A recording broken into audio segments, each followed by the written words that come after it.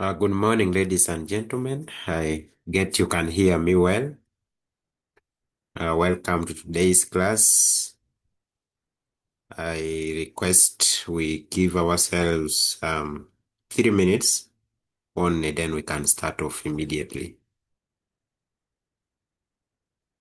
I'm sorry I logged in some few minutes late. My gadgets were disturbing me, but I'm now okay.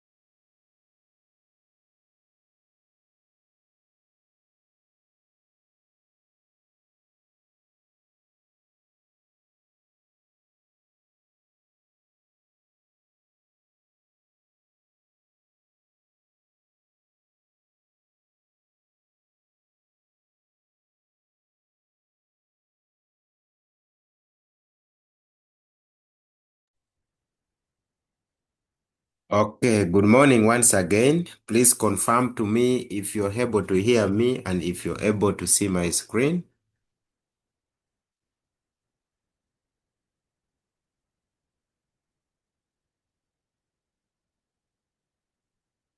Hello, can you hear me? Can you see my screen? Am I audible? I'm seeing your screen, sir. We're getting you. What about the rest?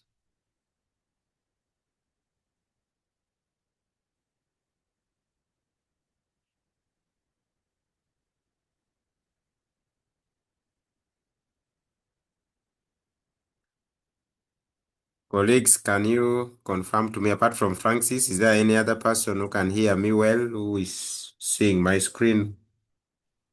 Yes, I can see it and I'm hearing you very well. Good morning. Good morning. Okay, great. Now I'm confident that people are in class and we can start off. Okay, welcome to today's class. This is our class day 2. We are continuing from where we stopped. In case we cover today more than what we're supposed to cover, well and good, to our advantage. Yes, yesterday we stopped right from here where we are looking at the part 2 of the project planning and management. And this is another very, very interesting area for you to be able to know as a programs person. When we talk about the programs person, we start right from a program volunteer, a program assistant, a program intern, okay, program officer, senior officer, assistant coordinator, a coordinator, senior coordinator, assistant manager, manager, senior manager, director, co-director, and so on. All those are positions within the program or the project implementation team that fit in, provided you have undergone through a formal training in program management, and also within monitoring and evaluation. If you are to be direct in that area, there are a lot of other growth areas where you can fit in. So when I say a programs person, you're a program manager, you're a program director, you're a program coordinator, it's just a matter of time, okay, for you to attain that particular title. And the journey starts right now, right here, with, of course, the training that you're undergoing through, okay? Before we start showing the slides, I always tell my good colleagues that once you have attained a training such as this, okay, you don't limit your abilities. What do I mean by not limiting your abilities? Okay, you continue to build your knowledge so that you can always fit based on you continue building your knowledge wherever you are. So any small position where you start from, if you are to be working for someone, I'm assuming you're going to be working in an NGO, you're going to be working in the district service commission, you're going to be working in the public service of any country where you belong to. You build yourself from there and you continue gaining as much skills as possible. Okay? Very, very important. Okay. So you don't limit your abilities. You continue to build yourself to become a much better person. Just a matter of time. It's things to do with the titles. I'm an officer, I'm a coordinator, I'm a manager. Just a matter of time. But again, to advise you, it comes with building yourself in a very, very professional and to become a very, very strong person. Okay? Again, I'm happy that one step ahead that you're having is to undergo through, all this training, okay, which is very, very important. Like I told you earlier on, you're not going to only be listening to me right from the beginning up to the end of this course. We are going to be sharing from one another. As a beginner, what do you understand by this? As somebody who is already in the field, what do you understand by this? Those of you who are in Uganda, you share with us the context in Uganda, how you understand it. This is going to build our minds to have a broad way of understanding, okay? Those who are not from Uganda, how does the system operate in your country so that we get to know, okay? Within Africa or even out of Africa, how do all the things work out? Ladies and gentlemen, I once again welcome you. Allow me to have a small presentation today on what is on the screen now regarding another part, which is part 2 of our project management, and that is the project life cycle. Whatever that we do, like we said earlier on in our introduction, in our beginning point, that every other thing that we do has got a beginning and the end point, okay? Which means that in the middle, you have what is called the life cycle. You have the beginning part, which we are calling the initiation part. You have what happens in the middle, and we're going to be seeing them. And then you have the end point, which is the closure point. And that is what we're going to be discussing this particular morning. And we are going to share, okay? So that we all learn from one another. The experience I have, you learn from it. The experience you have, we all get to learn from it. Even if you're a beginner, okay? You don't shy out to share what you know. And in one way or the other, you will be supported and to ensure that everything moves on very, very well.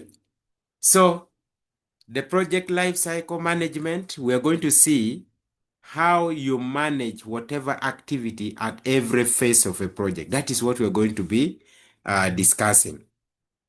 And why do we discuss this? So that you understand the different stages if you interface with the project and you're managing it, or if you have any project, okay?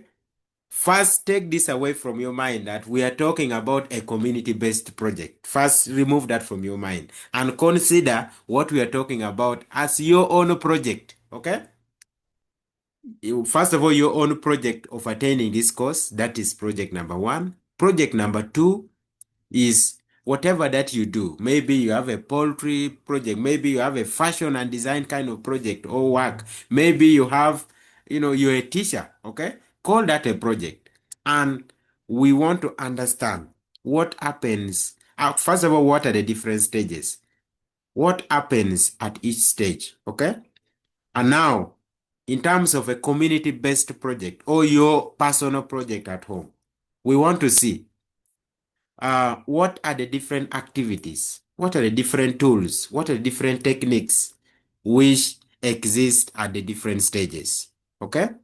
And also, for you to be able to develop your skills in the planning or implementation, including costing or budgeting for whatever work that you do, how you ensure the quality, and then what is the scope? What are your goals? What are you focused to achieving? Okay, we're going to look at all those particular areas.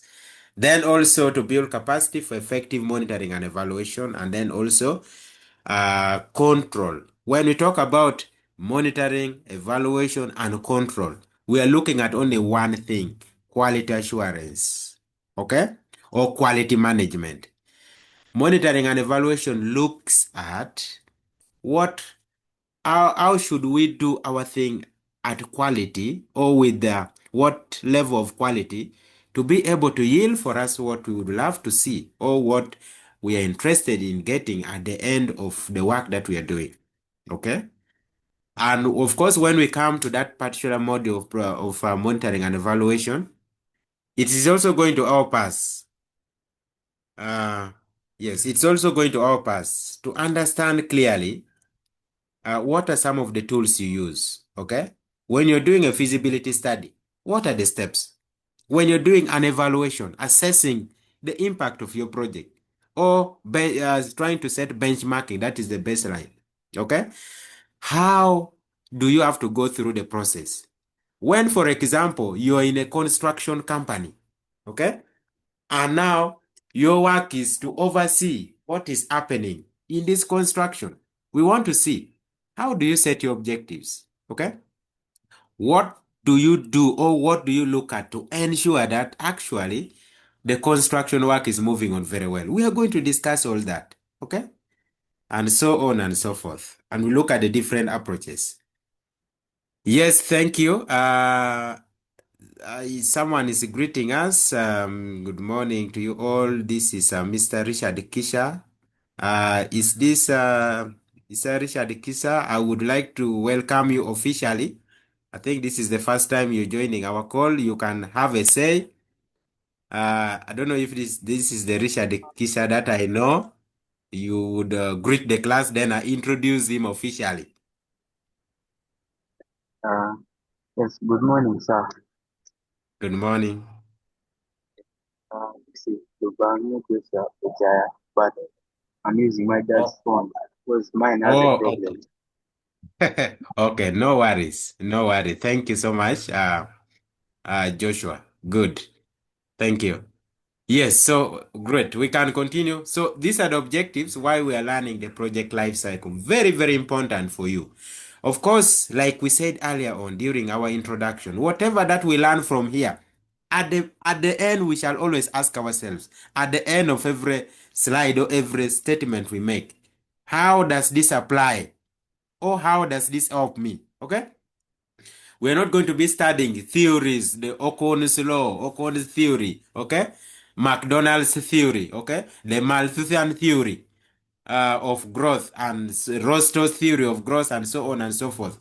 But without bringing it to our context, what is the African context? What is the West African context to this? How does it help, okay? Some of you who are studying economics or who will study economics, you will interface or you have already interfaced with what is called the Asian tigers. Okay? The Asian tigers has got countries, around 5 or 6 of them, countries such as Malaysia, countries such as Taiwan, Indonesia, and to mention but a few. Now, these are countries, for example, let me give an example of Singapore. In the 1960s, Uganda as a country was growing at a very, very high rate, much more than Singapore. And the president of the Republic of Uganda then would be invited to go and share the learning, the context of Uganda, why Uganda is doing very well. Okay? Years later, it so happened that these Asian countries, the countries we call the Asian tigers, eventually grew at a very, very fast rate to the extent that they are actually now the countries where the countries they used to learn from are currently learning from them. You can see all this. Now, why am I bringing this point?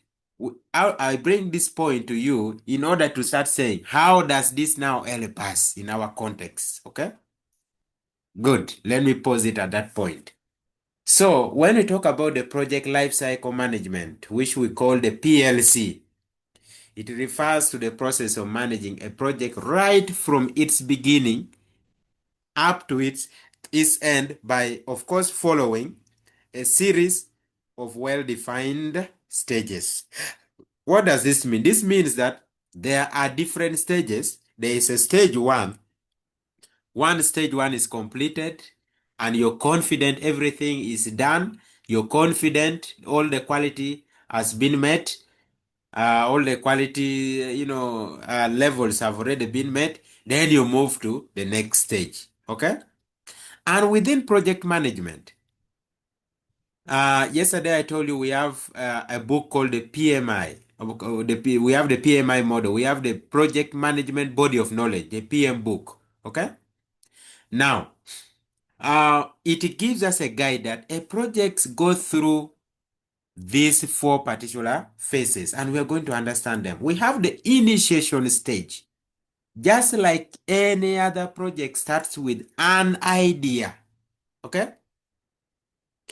A thought that can originate from only one person, that can originate from a group of people, that can originate from, anybody, and then you look at it, oh, I think this is what I need to venture in. That is what we are calling the initiation stage, the project initiation stage.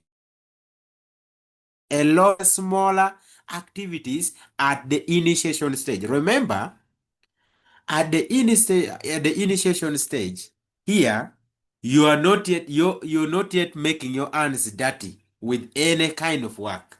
It is still the desk work. It is still the mind at work, the brain at work. Okay? And we're going to look at that. Then two, we have the project planning. Now you start planning and ensuring every other thing is in order. You initiate, then you plan. First, number three, we have the execution and control. Execution and control, these are two in one. You execute, meaning you do the work. The control is to ensure that you're following the quality procedures. Very, very important. If we never had control as one of the key activities within a project, monitoring and evaluation would be a very useless aspect or will not even be required at all. Why we have monitoring and evaluation is to ensure there is a control. Okay?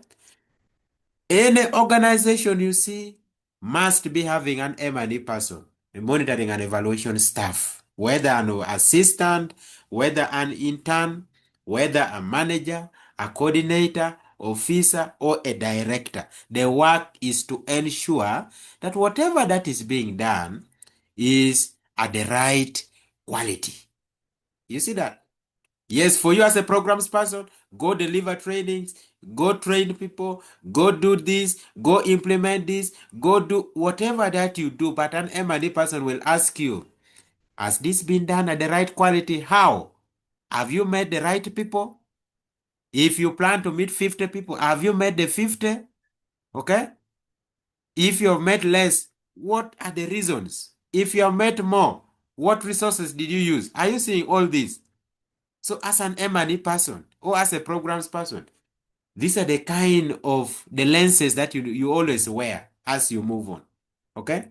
Then when all has already been done, we have what is called the project closure stage. Some people call it the project termination stage. We shall look at when you're closing a project, even your own project, what are you supposed to do then? Okay? What are you therefore supposed to do? We shall look at all those, okay? Yes, just a second, then we start looking at what are the key activities. Just give me a second.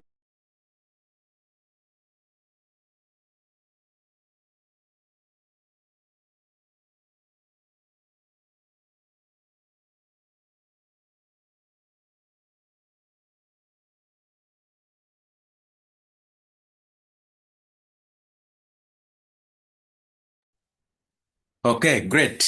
I think we can continue. Are we clear so far up to where we are? Is everything okay? Is there anyone who is not complaining or someone who is complaining and wants some clarity so far where we are? Is everything okay?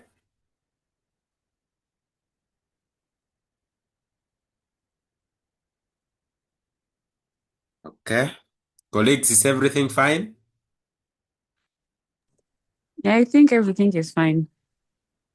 Very good. So I will request those who are not fully named, please do so that we can identify you by name. Karim, you can give yourself a full name so that we can identify you. Somebody who is named as Nokia C21, give yourself the right name. And then there's somebody who is named as, is it, I'm failing even to pronounce that. Is it Bill something? Bill quiz, something of that kind. Bill GIS. Okay? So you can give yourself the right name so that we get to know that, of course, everyone attending here has a full name. Great. Let's continue. Now let's look at each stage, what happens at that particular point. Now, the initiation stage. Okay? And we are saying this involves coming up with the different options for addressing a problem. Very, very good. Okay?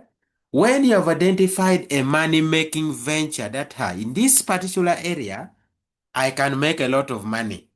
The next step is how do you then make money? Okay? Now, the next step is how. am I going to sell footwears? Okay. Am I going to sell some goods in this particular place? Am I going to start a mobile money business? All these, okay, are the various options which can help you to solve a problem. And the problem in this case is, lack of money or lack of enough money or poverty. We can say that.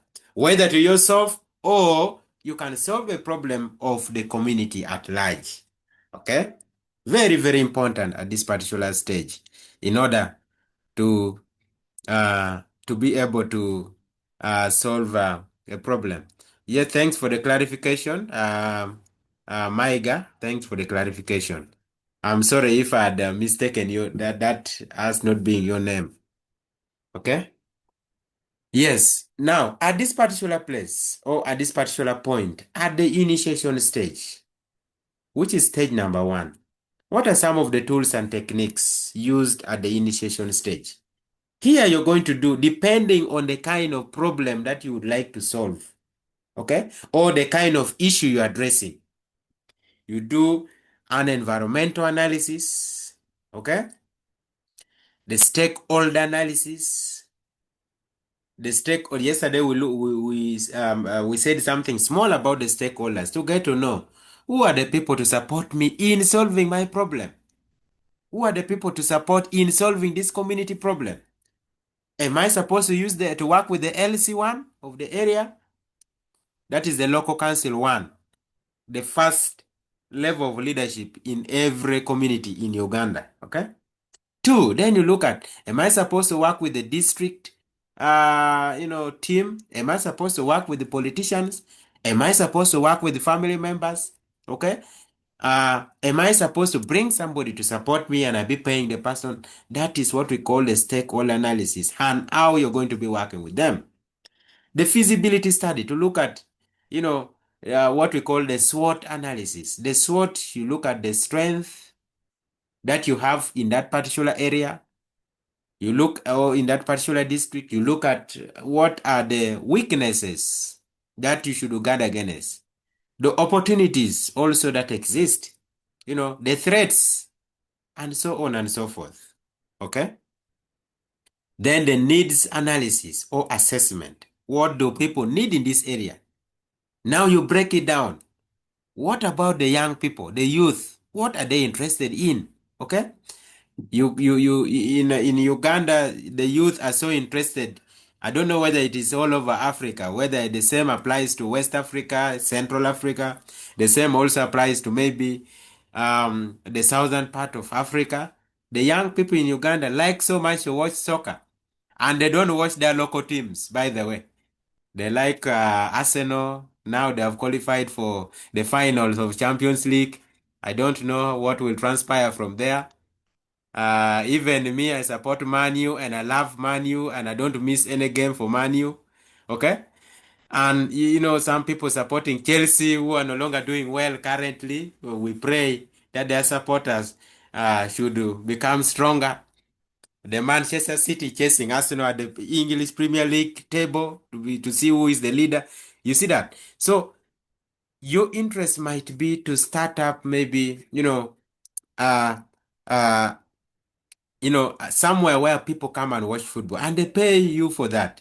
You look at the needs analysis. What do the youth like in this particular area? Okay? Yes. Yes. So you look at all those. What about, you break it down? What about the young mothers in the area? What about the children in this particular? What about those who are advanced in ages?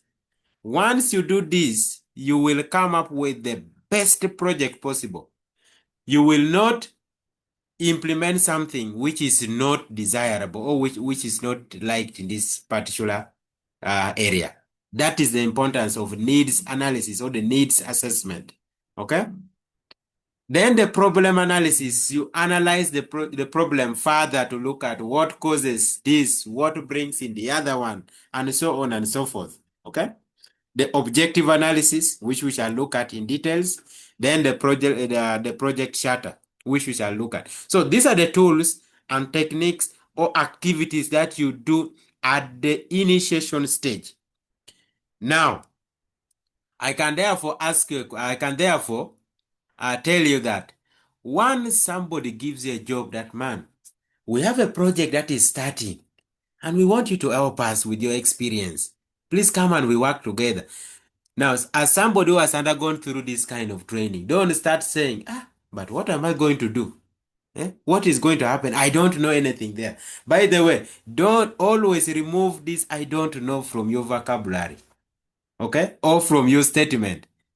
Expressing lack of knowledge or lack of ideas to anything I don't know is a very wrong statement, especially from people who have undergone through a formal training like you. If I used to say I don't know, I will not be at the level where I am, okay? Certain things you learn from there. Believe me or not, in Uganda, I have always seen people who have a qualification in project planning and management, who have qualification in monitoring and evaluation, in any other area of specialization. They get a job when they know nothing and then learn from there, which is very, very good. Okay? There are some people even do not know anything, or they don't have, broad ideas to some roles that they are in. But what do? They keep learning when they are there. They get one or two people who can always mentor them. If I want to do this, what procedures do I have to do? Okay? So now, once you have been given a role, okay, or you're starting up something as a project person, they tell you even very clearly, maybe a CBO, a community-based organization, okay, that this project is just starting, okay? Just starting, but come and help us. What should we do? Okay? If they tell you that what is just starting, just know this is at the initiation stage. Okay? What should we do? Then you start saying, I think we need to know the categories of people to work with. That is the needs assessment. Therefore, we need to first reach out to the community, understand, what are they doing now? What are their challenges? How can we address their challenges? What kind of support should we give? And so on and so forth. Then we need to know, what kind of local leaders or what kind of opinion leaders should we work with? That is a stakeholder analysis. Okay? You do all that, do your documentation very, very well, and people will wonder what kind of material you're made of. You see that? That is the project initiation stage. Now, this is now your own personal learning. Okay? I have just given you the highlights or the bullets of what is an environmental analysis, stakeholder analysis, feasibility studies, the needs assessment, problem analysis, objective analysis, and then the project charter. It should now be your role to understand this further. How do I do an environmental analysis? How do I do a stakeholder analysis? You read further to broaden your knowledge.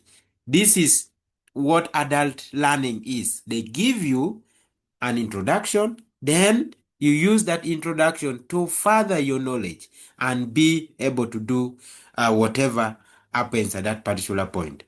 Of course, for me, if you tell me that have you ever done an environmental analysis? Have you ever done a stakeholder analysis? A lot of them. Even on this computer, there's so many of a stakeholder analysis report, a feasibility study report. A lot of them. I remember when I was working with Educate Uganda, we used to do feasibility studies and needs assessment every 3 months. You're required to do, okay? Because we used to implement projects which are for in-school youth and then for out-of-school youth. The smaller projects that we are talking about. Somebody who has finished senior 6, they give you a startup, start a poultry, start, any income generating activity. And people come with different ideas to be able to do this. Allow me to go to phase number 2, that is the planning now. Ladies and gentlemen, a planner is you. And a planner is somebody who has to have a broad mind. Okay? You must be having a broad mind for you to be a planner. A planner is somebody who does not only see today. You see tomorrow, but today. Okay? You see 2 weeks today. You see 1 year today. Okay? You see 5 years today. That is what it means by planning. Okay? Now, At project planning, we are saying this is the phase which details plans of how the work will be carried out, including what time will the work be carried out or when will it be carried out, the cost or the budget, and now what are some of the resources that we need? Who are the personnel that we need to be here? Okay? That is at planning, what you're doing is you're designing a roadmap. Okay? You're coming up with a roadmap of how things are going to be done. Okay? I'm going to show you the class captain. Again, take note of this. In addition to what I told you yesterday that I'm going to show you, take note of this, that I'm going to share with you how you can do a roadmap of an activity. Okay? A sample of a roadmap of an activity. And ladies and gentlemen, for somebody who is a thorough planner, somebody who is a systematic planner, you do a roadmap for any activity. Give an example that you are going to conduct an evaluation, an assessment. Then you need to come up with a roadmap for that. Okay, the roadmap should give the nitty-gritties. Okay, the smaller task of all the activity, all the bigger activity that is going to be conducted. Take note of that. I will share with you a roadmap for an evaluation, for evaluation that I've done. And of course, the idea works. Also, even if you're an admin, you need to know how a roadmap is conducted, how budgeting is conducted, how you're going to do scheduling. Okay? This should be done, this activity should be done at this particular time, not within this particular time, not after a month or not after weeks. Okay? Now, when you have all the tasks and you're planning for them, you need to know the scope. What are the details of that particular activity? Okay? The work breakdown structure, which is the WBS. Okay? We call that the work breakdown structure. What work is involved and who needs to do the work. Okay?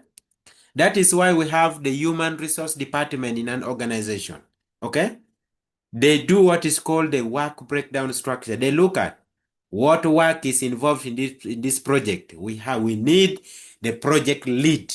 That is the project, but at what stage do we need this project lead? Then they will say, I think we need a project officer.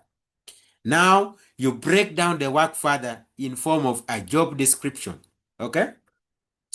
And now you say, okay, but if the implementation is ongoing, we also need somebody who is going to ensure the quality of the work, okay? Who are going to come up with the systems for this project. That means we need an M&E person. Then you ask yourself further, all these questions you're asking yourself, these are, these are you're at the planning level. You're trying to plan to also look at the budgeting, okay? To also look at, people you can afford. That, okay, we need an M&E person. Who is this M&E person we need? Do we need a manager? Can we afford a manager? What is the manager coming to do? Do we need an officer? Can we afford an officer? What will an officer do? You see all this planning stage, okay? Okay, then we can move on. The project scheduling, that is being able to do the timelines, when it will start, when it will end. The network planning, we shall look at the network diagram later, which also involves the critical path method, the Gantt chart. This Gantt chart, you're going to do them practically. Very, very interesting, by the way. Now imagine they're going to ask you a Gantt chart. Gantt chart. Eh? How do you do a Gantt chart? You find somebody who is a director but doesn't know how to do it, but we are going to have all this done practically, okay? The project work plan, the budget, and then the planning. So all these, they cut across, okay? Whether you're an IT person, whether you're an admin, whether you're a business, a specialist, and so on and so forth, regardless of what you're doing, okay? All these actually cut across. across. Great. So what else?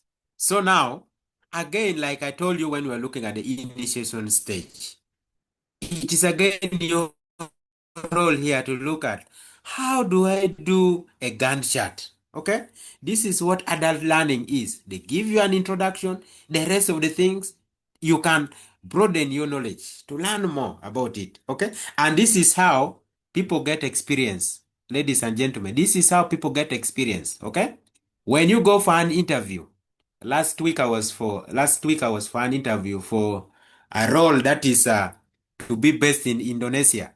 Okay, I was for the first level interview, and people were asking me. They were asking me, "How do you do this?" I was explaining. How do you do budgeting? The same thing I was explaining. These are the procedures you take when you're doing the budgeting for the work that you're going to do. Yes, somebody has a question. Please ask. Don't be left behind. Please ask.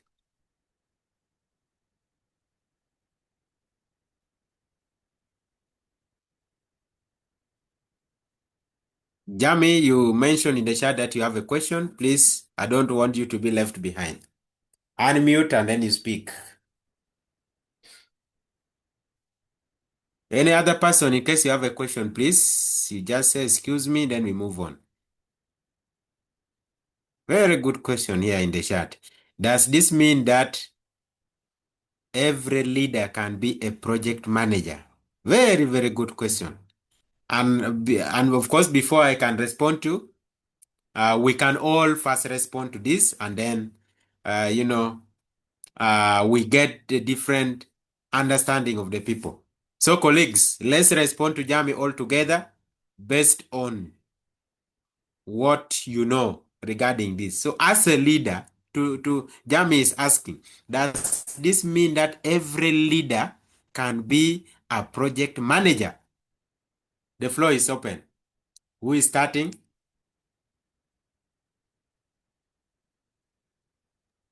Yes.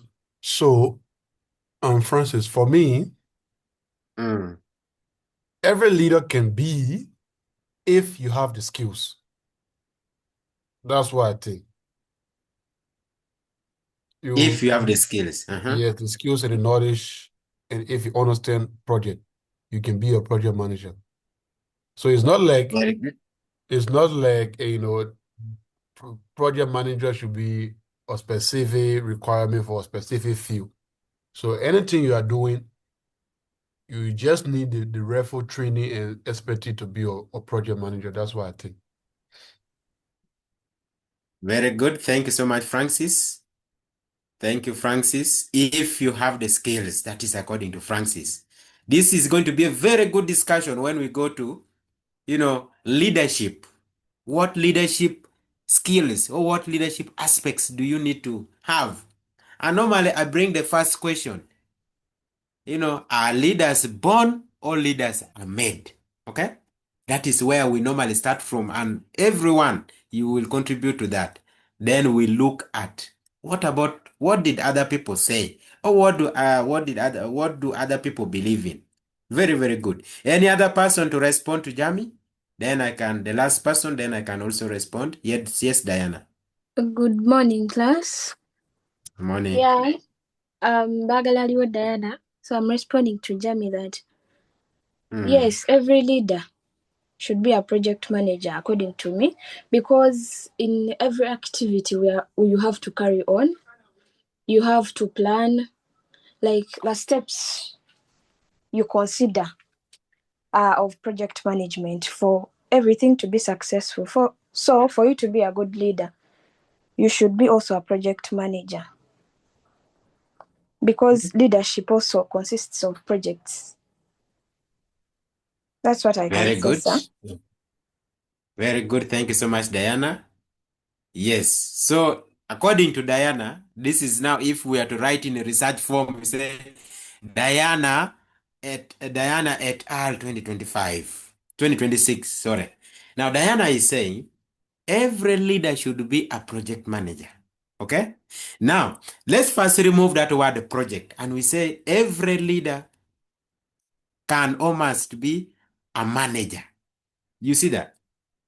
Ladies and gentlemen, I'm going to agree with Francis. I'm going to agree with Diana and wrap up by saying, if you are a leader, you should be a manager. Okay? Whether you're managing a project, whether you're managing your home, whether you're managing a group of people, very, very important. You see that? And that also means that whatever position you're in, you are a manager or you are a leader at that particular point. When I became a team leader with the team that I used to work with, I was a team leader, but my title was, I was then a biostatistician, stroke M&E officer, okay?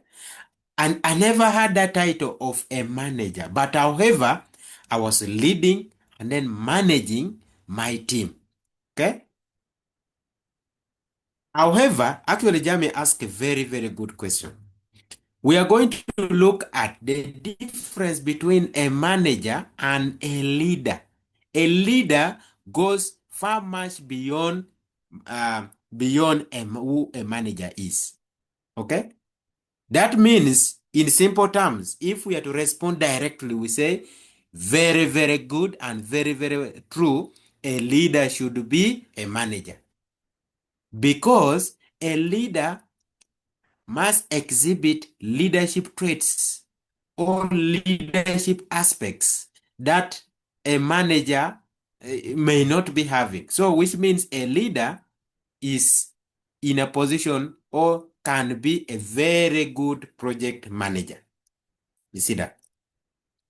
So when you're a leader, you're a team leader, you're an officer, you're leading, working with a team, you're working with interns, you're working with, volunteers.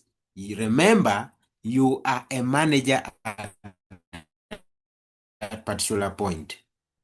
Okay? You're a manager. Even in your home projects, once they tell you, so and so, Catherine or Joanita, you are the one in charge of this farm we have, or you're in charge of these animals.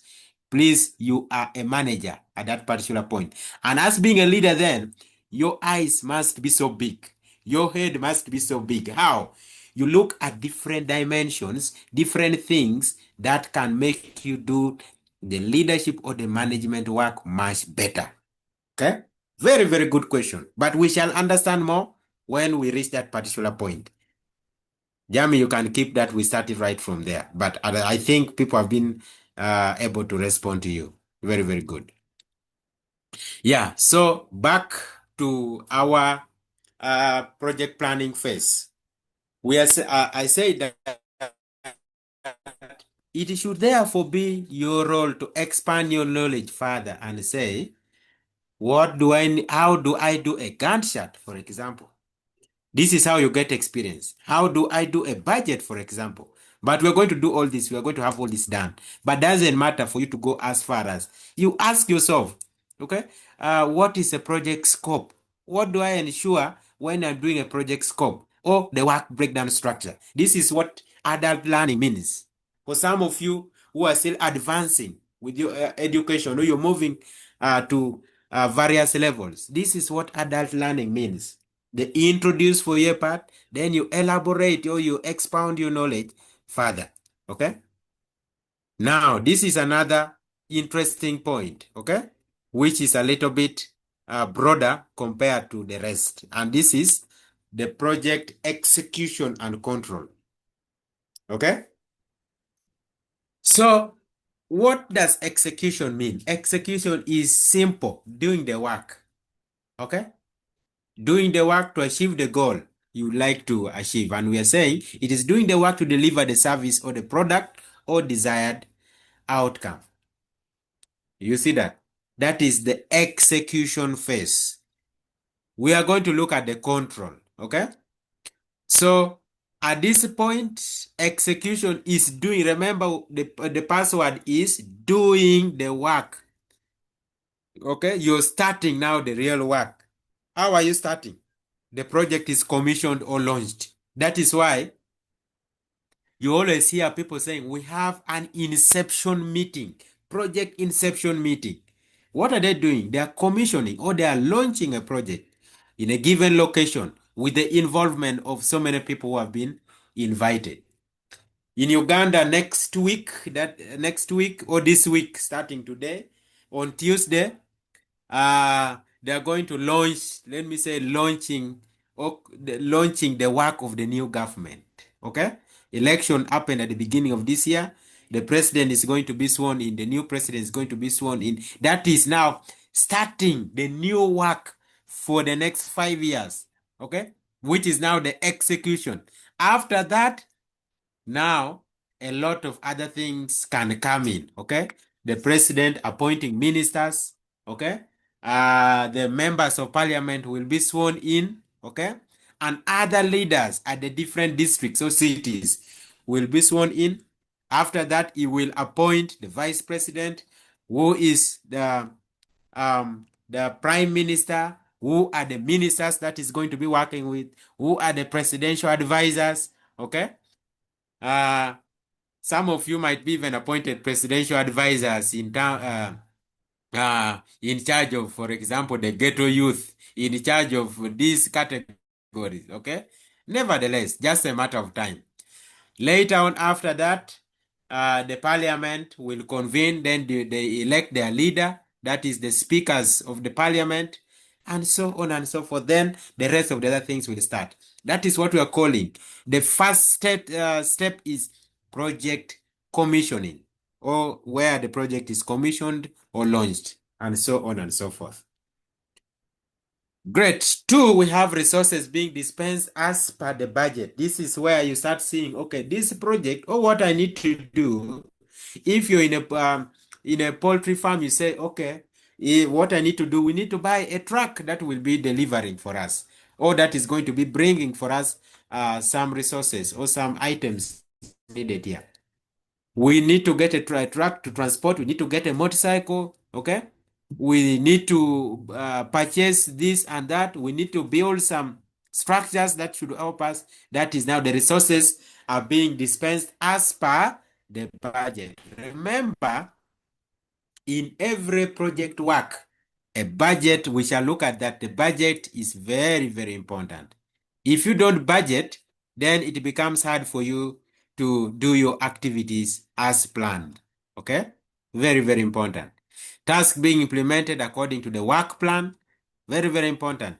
You do the work that you planned for. Remember, here, you did the planning. Okay? The project plan. Okay? And then here, you're doing the work according to the plan. You see the connection between the phases? And then deliverables are produced. You're going to be seeing now work is, people are trained, okay? Goods and services are available, and so on and so forth. If you're in a poultry kind of business, you're going to see probably people are doing what? Um, um, um,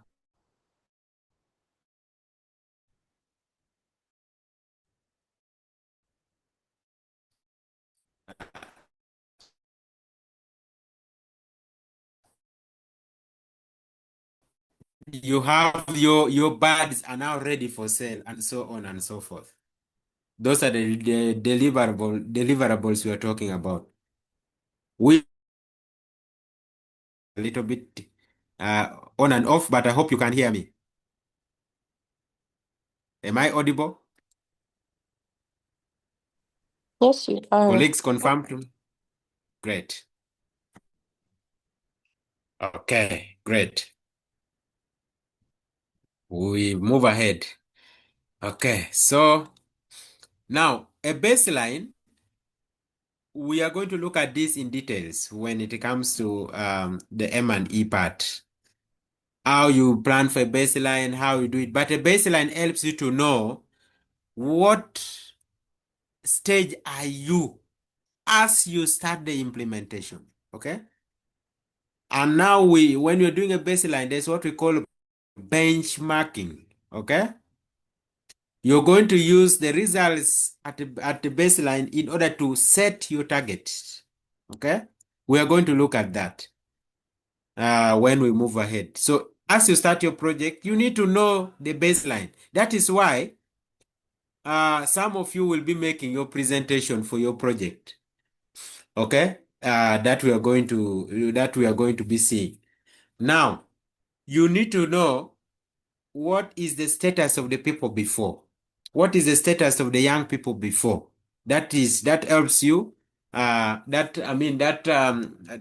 baseline helps you to know all that. Okay. Now, what are some of the key things you do at the execution stage?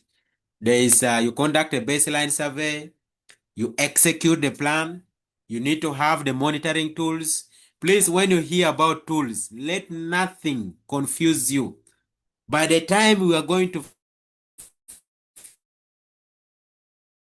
finish this course, you will be able to know what are the tools, how can you use the tools, how can you develop. It starts from what is called an attendance sheet. That is a tool. Okay? You know, when you go for a training somewhere, then you register. That registration or attendance sheet is the first tool. Very, very important in project work. Very, very important in project work. Okay? We shall look at that later on. Managing changes, very, very good. Project records, very, very important to keep records of your project. Who are the people reached? Okay, that is why we always have in M&E, we have what is called the people reached database. Okay, who are the people who have been reached, the cost management, the time management, quality assurance, change management, risk management, which we shall look at, communications or information distribution, team development or human resources, scope verification, procurement, stakeholder management, then having an organogram. Okay, we shall look at all these, most of these, don't worry. And what we have not looked at in details, you can broaden your knowledge further. You understand them. These are just bullet points that these are guiding us to know what happens at this particular stage. Very, very key. Okay. Okay.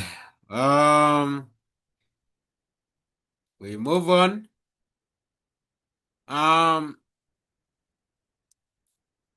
So we have the monitoring and control.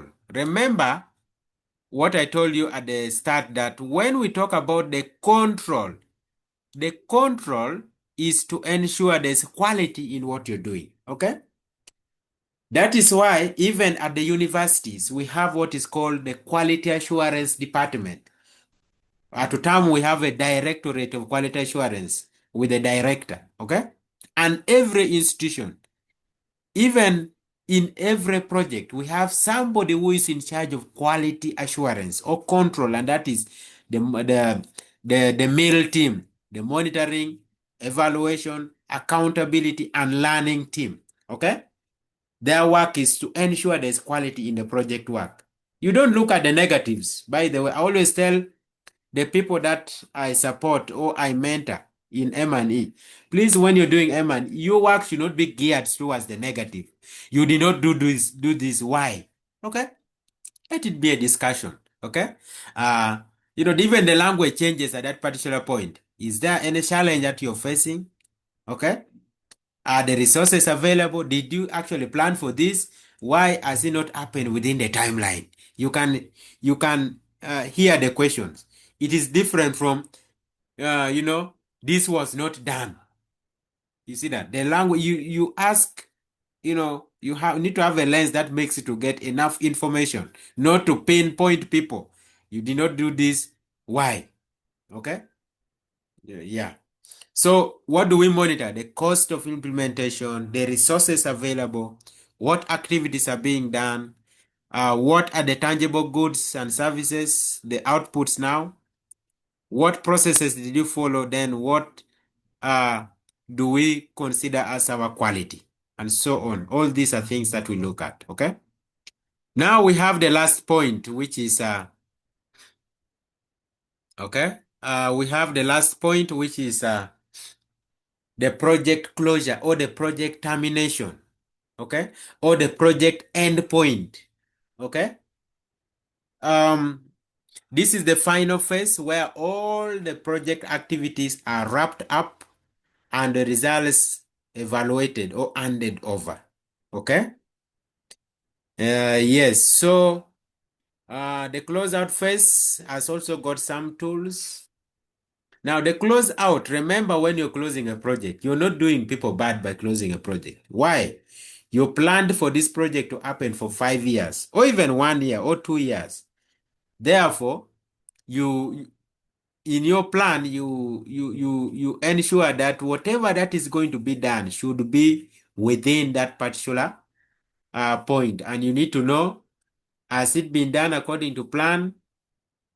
Have you achieved what you had planned? That is now where we are saying you close the project, okay? And closing one project may yield another project, okay? Or you do what is called, I'm forgetting the right word, but yes, you do what is called scaling up, okay? Scaling up means what you've been implementing, now you broaden it, you make it something bigger, okay? I'm going to show you the class captain again. Take note of this, an evaluation report. There are a series of evaluations that we did very, very recent for our projects, okay? And we needed to know the project coming to an end, what happened, okay? And I will show you these evaluation reports. Believe me or not, you are going to be doing evaluations either as a consultant direct or you work with a consultant, okay? Yes, but even I will send to you some reports to help you when you're writing an evaluation report. How does it, what are some of the key components should you include, okay? The key areas, what kind of language, write-up do you need to have, okay? You gain a lot when I share with you this, and I don't lose anything sharing with you, okay? Like I told you later on, we share knowledge in different ways. At the closure stage, we do what is called the project review. You bring people and tell them, people, you remember the project we launched? These are the activities that happened. These are the numbers that we were able to achieve. We also did an evaluation and people said this helped them in this area, and that.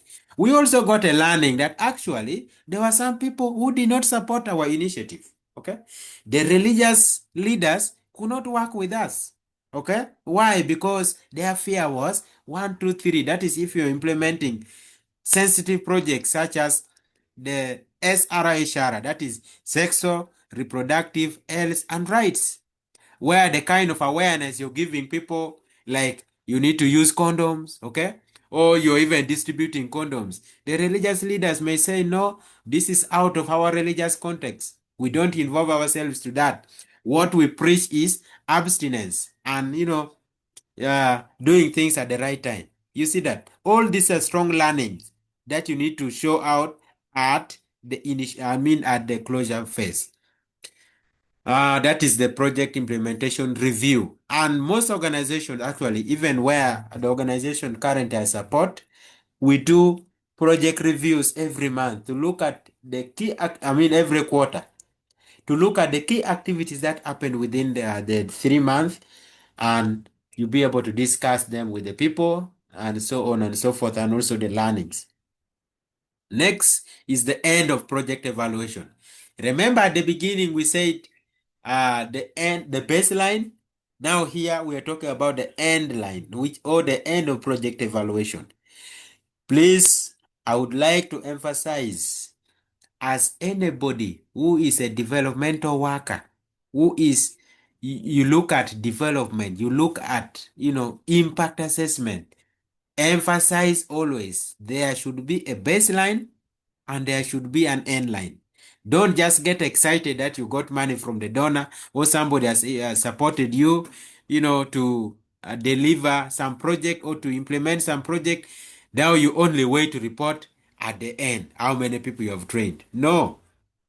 Do a baseline, do end line, compare results and see how did we help the people, at what percentage. Very, very important. And then we have the contract closeout checklist. You look at the different checklists. Currently, we are in the closeout of 2 of our projects. We have 2 of our projects that actually closed in the month of April. We have a project called the Breaking Education Barriers, BB. We're implementing in refugee settlements in Changwali. Changwali is in southwestern Uganda, Chikube district, after Oima. Then we also have another one called the Family Business for Education, FBE. Very nice project. I wrote the concept.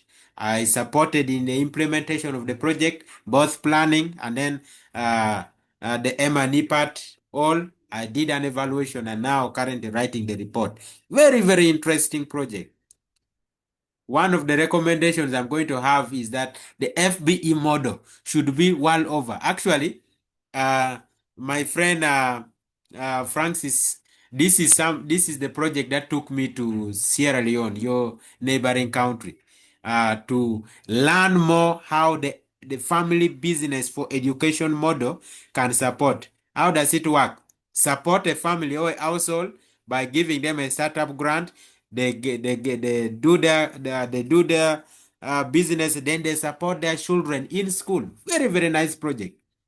Even the government should be implementing such nice projects. Okay, this is the one that actually took me to West Africa to learn the model. Then we come and do it in Uganda, pilot it, did the pilot. Very, very nice with 150 family members or caregivers.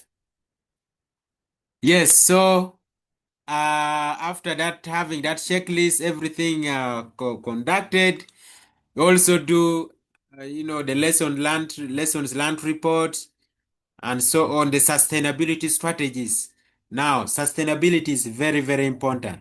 When we are talking about the OECD DAC criteria, we are going to the organization of something assisted development, something, the DAC criteria has 7 key aspects, 6 key aspects, as what is called the relevancy, the efficiency, the effectiveness, the impact, the coherence, and then the sustainability. Sustainability strategy is, now we had this project. It has been operated for this number of years or period. Okay? How does the project results or the gains to continue after the project? Okay? Okay? This is what we call the sustainability. Life beyond the project. Okay? During the election in Uganda, I am not politically aligned. Whatever we say here is to help us to learn. Okay?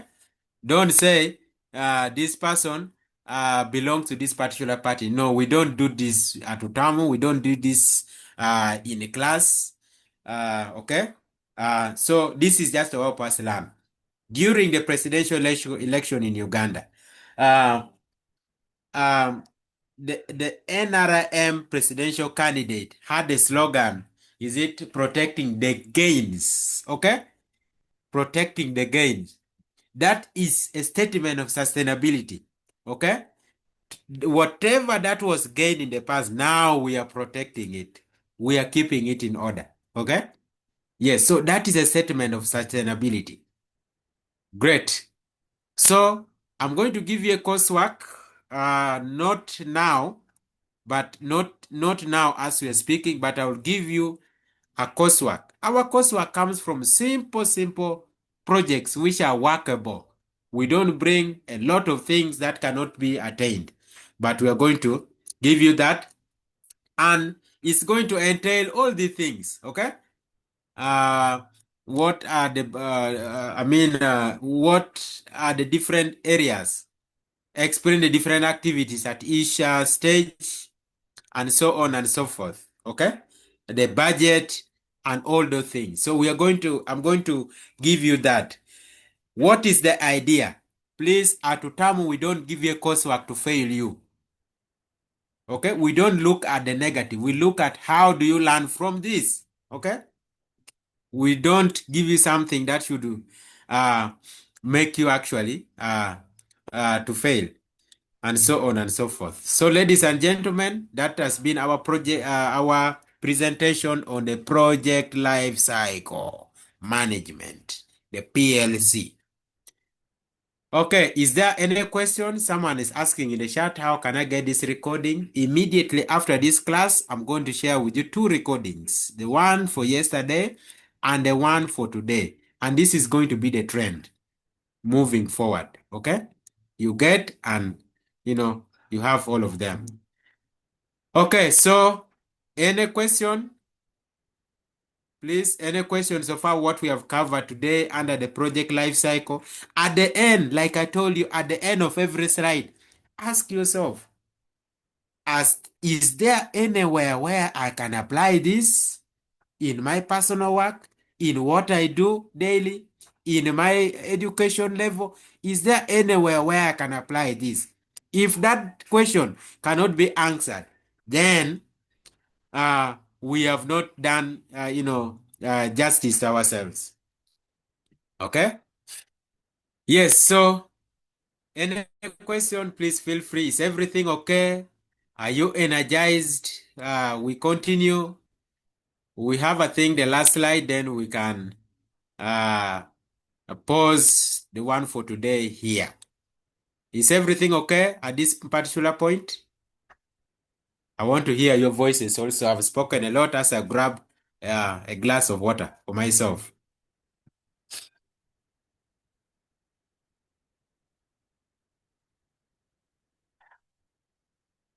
Colleagues, is everything okay? Do you need some 5 minutes to grab a glass of water for yourself or a glass of tea? We can continue. Someone is saying that. Is the coursework group allocated? Pauline, you can maybe the class coordinators can respond to that. Madam Shiba and then Abat, please respond to Pauline about the coursework groups and so on and so forth.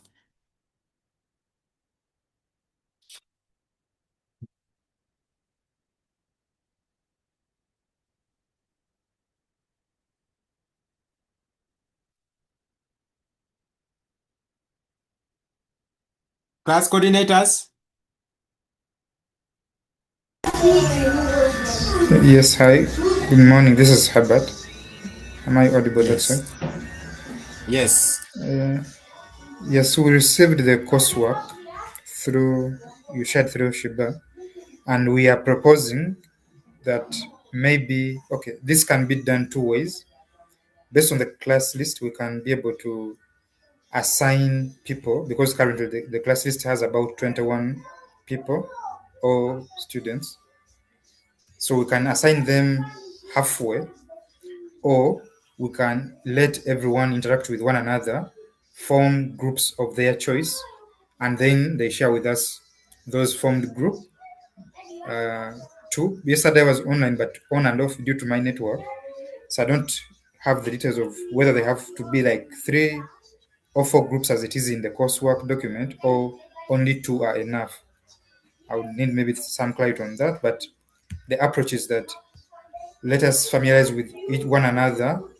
You request someone to become your group member, and once we hit the number, since we are almost even number, then we share that list with the facilitator, and then we start on the assignment in those 2 groups.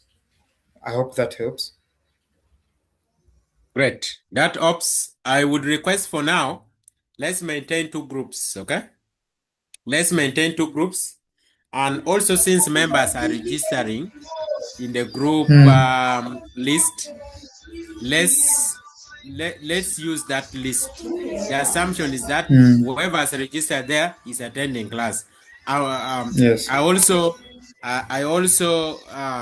this class is recorded and we get to know whoever is attending or not. You see that? Very, very important. Yes. Actually, the policy of the organization is we should get some marks for attendance. Okay. Okay. All right, Thank you, that's the great. coordinator. That's good. All right. Yes, Joy Asima.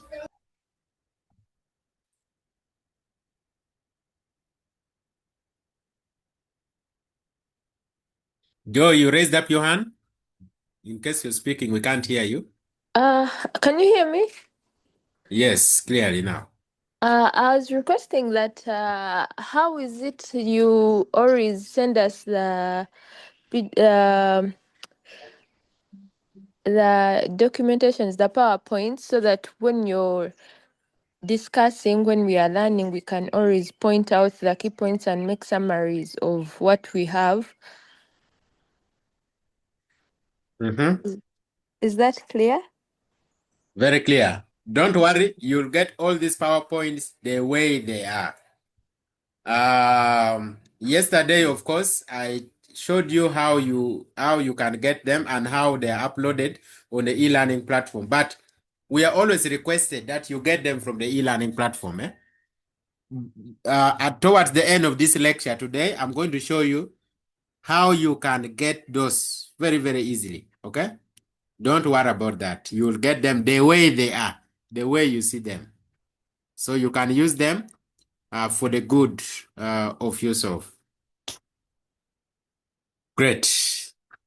So if that is okay, and I think let me stop sharing so that we can start on we can look at again another part and then we shall call it a day. I told you yesterday, our concern here is we do everything with the quality to ensure that we finish everything that we are doing.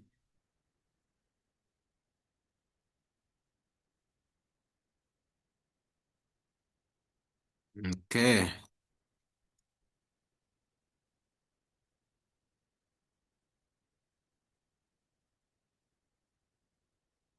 Okay.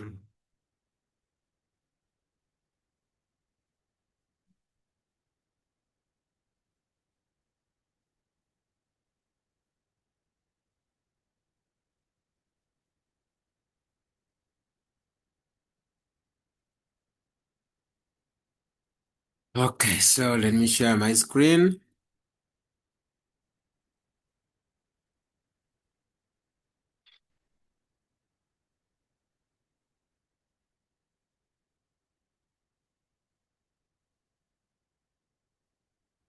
So I'm going to move very fast here. Can you see my screen? Please confirm to me. Yes, it's visible. Great. So in our part 3, we are looking at the project management theory and practice, okay? Okay, now in theory and practice, we shall look at, first of all, what are the 3 key areas in project management, okay? The cost, the quality, the timing. Then we shall look at what is a successful project. The moment we finish this, then we shall start later on the part that Jamie asked a question on about the leadership and decision making. Very, very important. But of course, you make a decision when you have known what you're making a decision on, which is very, very key. And that is why we are going through all this. And we shall have most of this presented to you practically. I talked about a budget. I talked about an evaluation report. I talked about a Gantt chart. It will not just end theoretically like that. Okay? I'm going to show you all this here with you. You will also do them practically. You know, you present them. We critique as a team or we appreciate them as a team. Then we say, okay, we are confident. That is how Otamu teaches or how Otamu guides you. Regardless of this is a short course or this is a main course, okay? Yeah.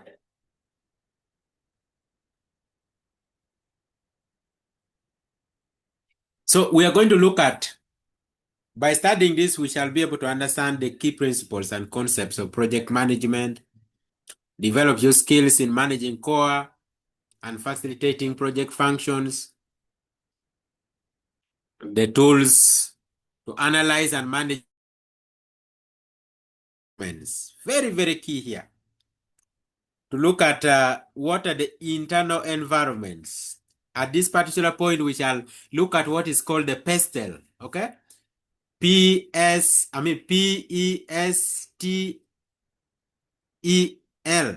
The pestle. The pestle is an acronym that tells us the project environments, the internal and the external. We shall look at all those. What does P stand for? That is the political. What about the E? The environmental. What about the S? What about the T? The another E and then the L. We shall look at all those in this particular slide. Very, very interesting and very, very nice in project work. Okay. We shall look at how you address challenges in project implementation. Then what is a successful project? We shall look at all those.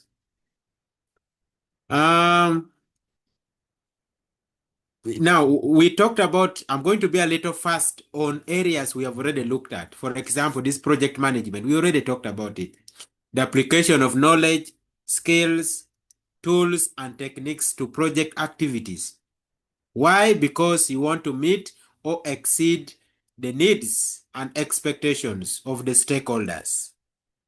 So project management is all about, when they tell you, why do you study project management? I want to have the knowledge. I want to have the skills, knowledge, and techniques to do project activities. Okay?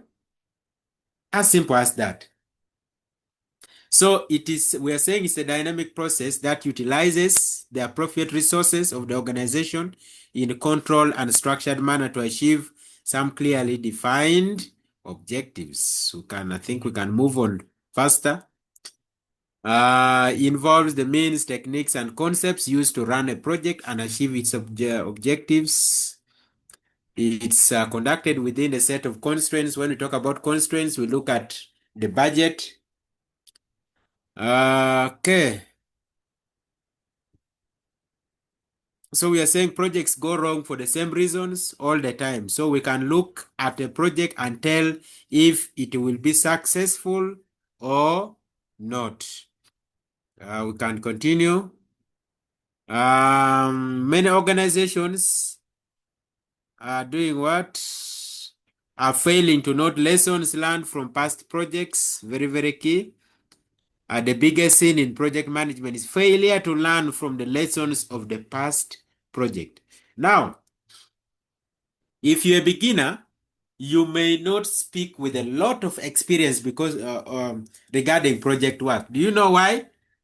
Somebody who is experienced or who implemented a number of projects before is in a position to speak with a lot of facts, a lot of experience, a lot of exposure. Why? Because they were already exposed in some project work.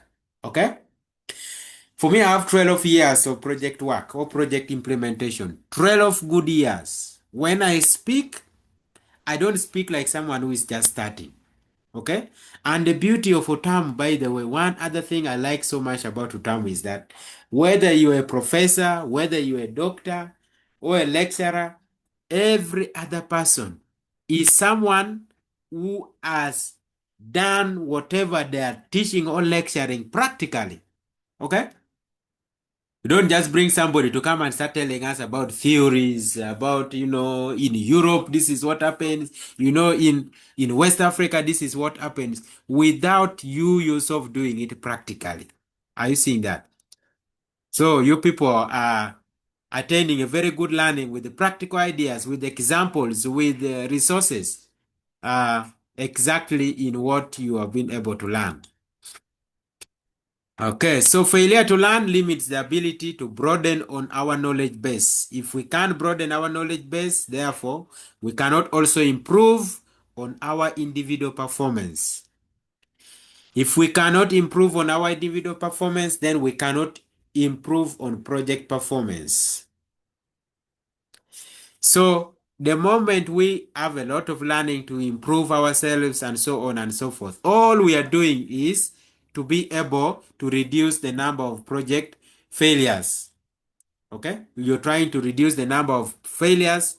You're trying to reduce the number of something not working out according to your plan, and so on and so forth. So we are saying project management is categorized into two aspects. That is what is called the core functions and then the facilitating functions. And we shall look at what are the core functions. We have the time management. You see, the time that people play with is very important in project work, okay?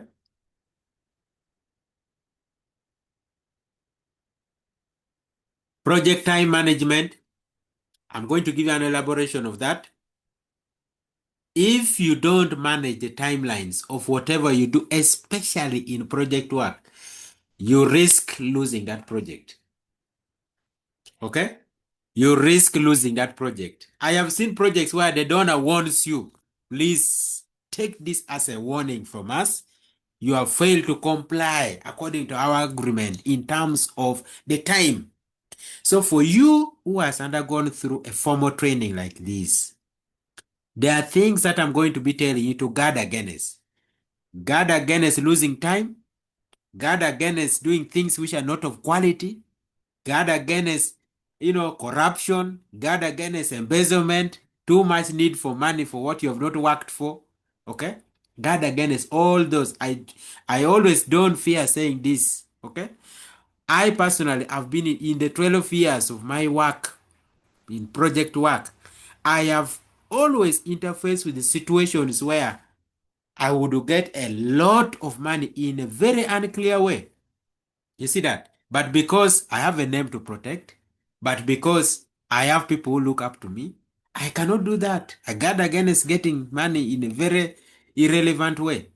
When I'm doing things, I do things of quality. Quality. I ask myself, is there anything I have added is there anything I've missed adding that will make someone to ask for it? Okay? If I'm communicating, I communicate broadly, comprehensive communication, whether on emails or on a text. Okay? Comprehensive communication. Even when I'm complaining, I complain very genuinely.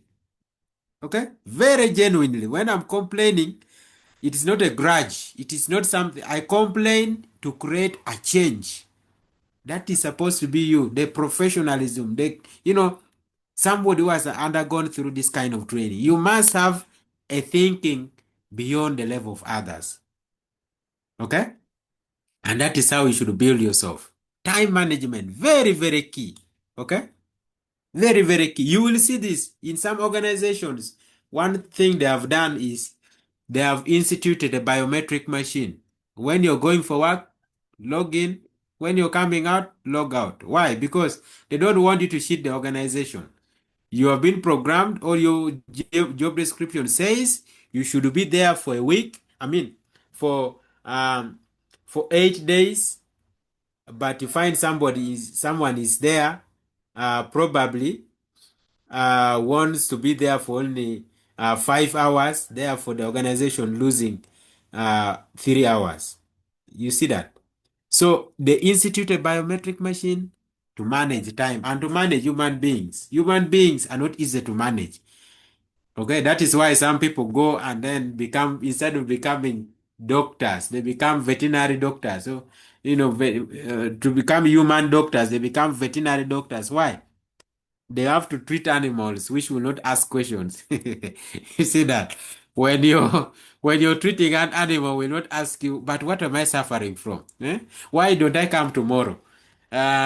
Do you think I'm going to get well? That is an animal.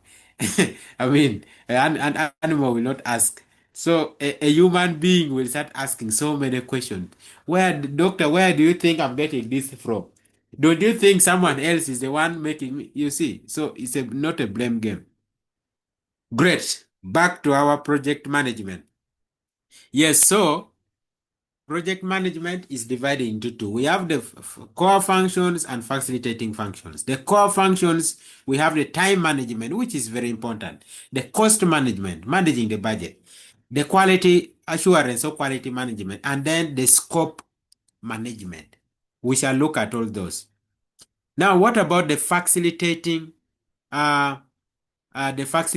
functions? Okay. Project integration management, ensure the various elements are properly coordinated. It has a lot of coordination roles here. The human resource management, you see that? The human resource management, these are facilitating functions which are very important still in an organization. The procurement management, you have a procurement officer or person who helps to make purchases or procurements for the organization, a facilitating function. The risk management, okay? We have the communication management or the communication in an organization. And now we have also the meal, okay? The meal aspects. Of course, by the quality assurance or the quality management, this is also a core function. This is the M&E, okay? Yeah. So all these are the core and then the facilitating functions of an organization or of a project work. So the tools and techniques you use to manage a project are all these: the scope management, cost, the time, the quality, the HR management, the risk management, communication management, procurement management, and so on and so forth. Okay? Okay. So we are saying the core and facilitating functions form these 9 general project management knowledge areas. All these, okay? Which are the very things we have talked about: the time, cost, integration, quality, human resource, communications, risk, and then procurement management. Someone who would like to learn further, you say now, you go and broaden your knowledge. What is time management? By the way, at postgraduate diploma, they teach you, there is a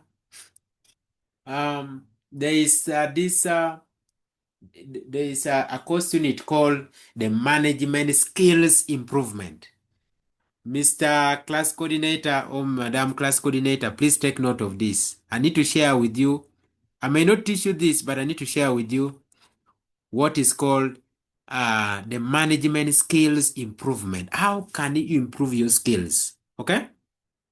As a manager, remember, on day one when people are introducing themselves, they even said, I want to improve my managerial skills. Improving your managerial skills to be a great leader. How do you do so?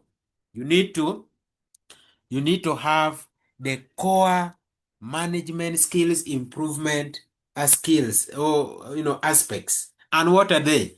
We have things to do with the time management. We have things to do with the delegation. We have things to do with the communication.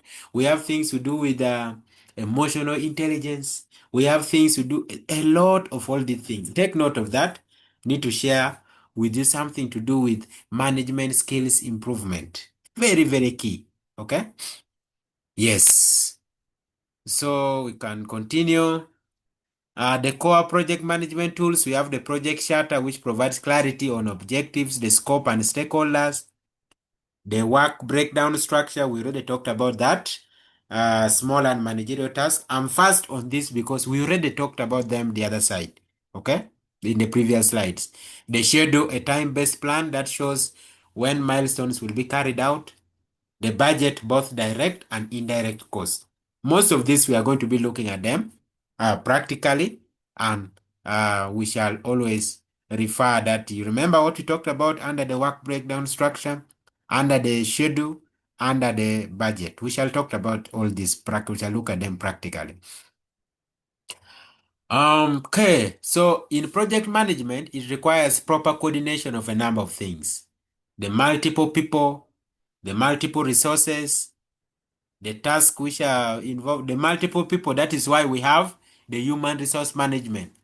Like I said earlier, managing people is not easy. Okay, that is why people hire the human, HR personnel to come and manage the people. When someone is not performing, you discuss with the person, put the person on a warning. Okay, or if the warning has also not worked, it's a managerial, by the way, procedure.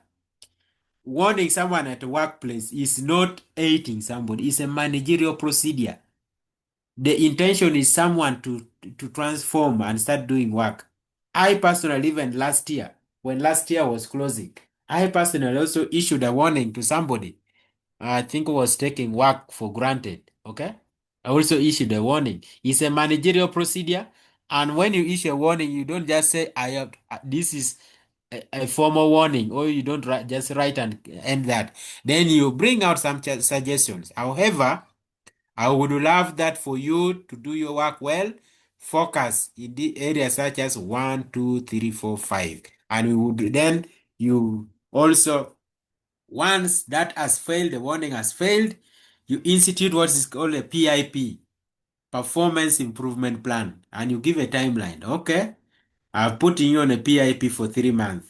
Should you fail to perform, another discussion will come. Once the PIP has also not yielded results, then you do what is called the contract termination. Okay, so people have been chased from work. A professional organization, you don't just wake up and say, don't come. Tomorrow, don't come. We don't want to see you here. No, those are people who are not leaders. Those are, managers who are very, very authoritative. Please don't come. In Africa, anything can happen, okay? Please don't come. Can you imagine? You're telling somebody who is an adult, you're telling somebody who has costs to meet, bills to meet, please don't come. In Africa, once one person is working, a minimum of 5 people are leaving because of that work, small as it may be. Okay? Yeah. Those are managerial procedures. We are going to see them when we move. So the resources, managing the resources, we have admins, officers here, or personnels. We have also the procurement. Multiple tasks, some must proceed others, multiple decision points of approvals, phased expenditure of funds. We shall see that when it comes to budgeting. Matching of people or resources to their task, okay? Matching of people or resources to their task. Now, matching of people is very important, okay? You don't just wake up and say, here we need a director. Yet you don't need a director. You need an officer or you need a coordinator. You see that? Or in this role, that's why some organization you find you're stuck with someone who is doing very little work, but you're paying someone a lot of money. Why? You did not do a role alignment clearly. You actually never needed somebody with a very, very high qualification or somebody who is very, too much experience. You needed somebody who can learn on job, pay the person very reasonable salary. Someone learns on job and then becomes a better person for you in the future. We proceed. So project management is always summarized in a triangle, also known as the triple constraint. Okay, the triangle has the time, scope, and then the cost. This form the peaks with the quality as a central point. Good. So this is the triangle which we call the triple constraint. So projects must be delivered on time, delivered within the cost, delivered within the scope, and then must be able to meet customer or stakeholder quality requirements. Okay? So this triple stand is what all of us, whatever that you do, you should be able to have it at the back of your mind. Okay? That this must be within the time, the cost, and then the scope. Okay? And then also the quality. Even this class that we are having, we have a time when we have set to start and end. And we always emphasize join early, we finish early. The cost, okay? The cost you're meeting, the cost for this. The scope, we need to be within the 4 areas, the modules that we are studying. Then, of course, you as our stakeholder, as your customer, we need to meet your expectation, okay? That is why I give you all the respect as a stakeholder, okay? I don't just come here and say, please, you must listen to me. This coursework you're going to do, you must submit it tomorrow. If you don't submit tomorrow, just ensure, just know that you're not going to be awarded marks. No, we have to, this is adult learning, and this is stakeholder management, okay? You need to work with the people, ensure that the quality is there, the course is there. People, you have also what to do. Okay, no one knows what you do during the course of the week. You busy. Okay, we need to give you even enough time to do your work. The intention, like I always tell people, please, the intention is not to make somebody who is called a student to fail. Even when they're setting exams, you don't set, it is not the life and death. It is not a death sentence. You see that? Setting is for a student, very, very hard paper. That somebody out of you want someone to do 5 numbers, but the way you have set it, someone can do 1 or 2. Do you want the person to pass or not? You see that? So, at Utamu, we ensure that all these within the triple constraints are really met and met the best way possible. And there's an opportunity by them for you to give feedback, okay? To give feedback. You can give feedback in our group. You can give feedback to the academic registrar.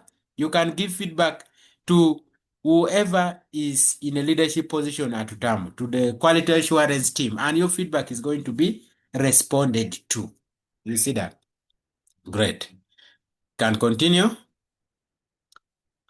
Okay, this is just still about the same thing, still talking about the same thing, which I'm not going to dwell so much on this.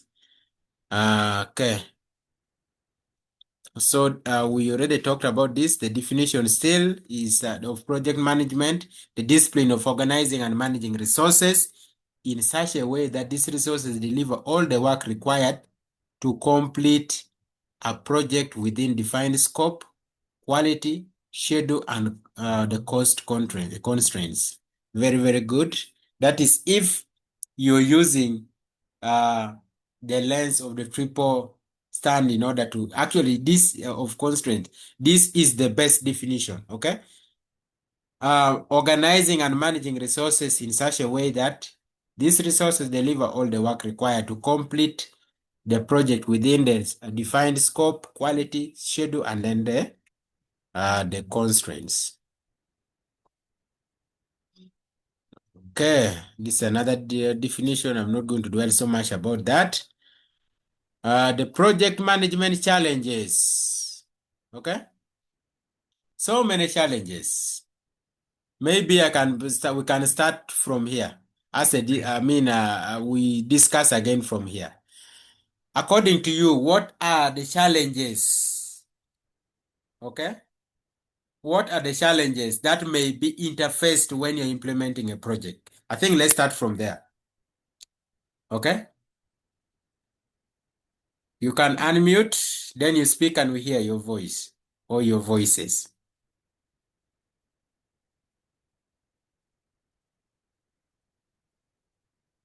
Colleagues, what are the challenges from what we have covered? Yes, Joshua. One of the problems I face, which may interfere with starting up a project, is like shortage of funds. Providing the materials and all the things in the project.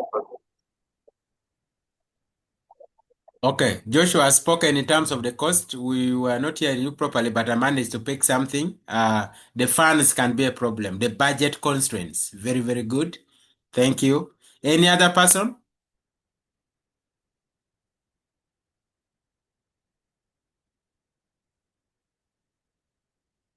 Poor communication and poor planning. Okay. Poor communication, which can be with the stakeholders, which can be among the staff themselves, and that makes work hard, if we may use a qualifier for that. Thank you, Pauline. Any other person? Maybe the last one? Political instability. Very, very good. My organization, we implement in Uganda, then the Democratic Republic of Congo. When there was that insurgency in the DRC, especially the Eastern DRC, where our office actually is also located in Goma city. We could not continue implementing there, or we could not. Actually, the war started in the very month when we were supposed to be there. I was supposed to be in Goma for the first time. So we could not go because of the political instability or the insurgency in that particular area. Thank you so much, Robert, for that.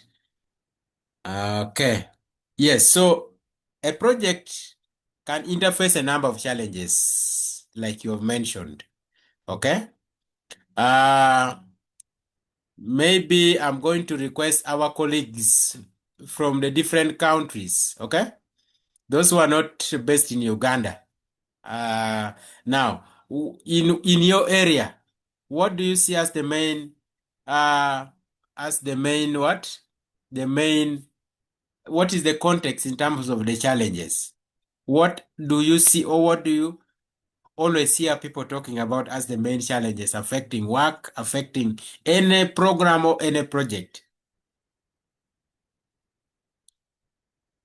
So that we can understand and compare context within the Uganda or the East Africa and then other regions within the African continent. Yes, our sister Dimple, our brother Francis, in the context of the country specific.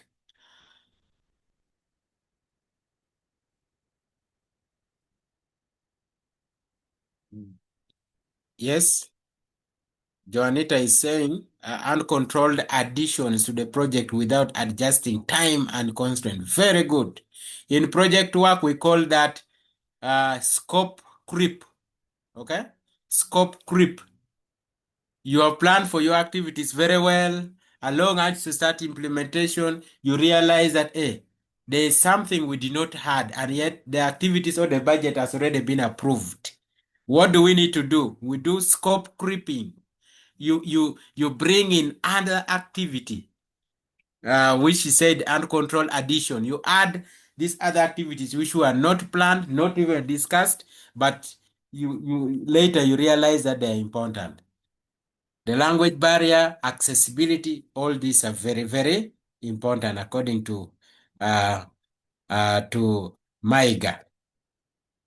Thank you for all this. I think we can move on this very fast, and then we be able to complete. Technological challenges which relate to project processes, tools, techniques, and technical execution.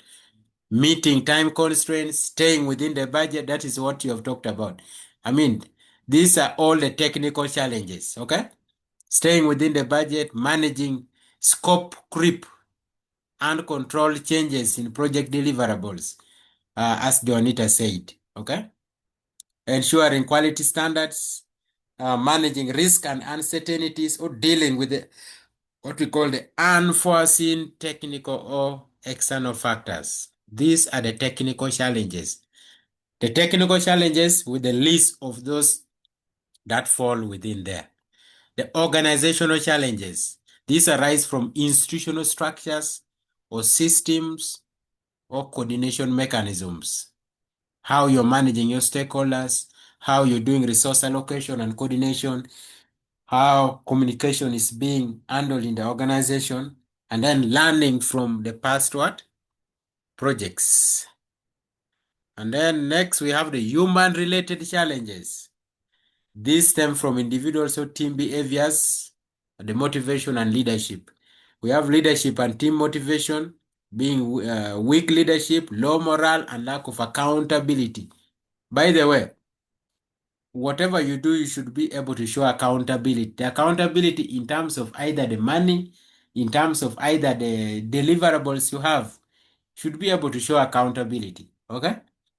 Stakeholder management, which also fits here. Communication gaps also fits here. Good.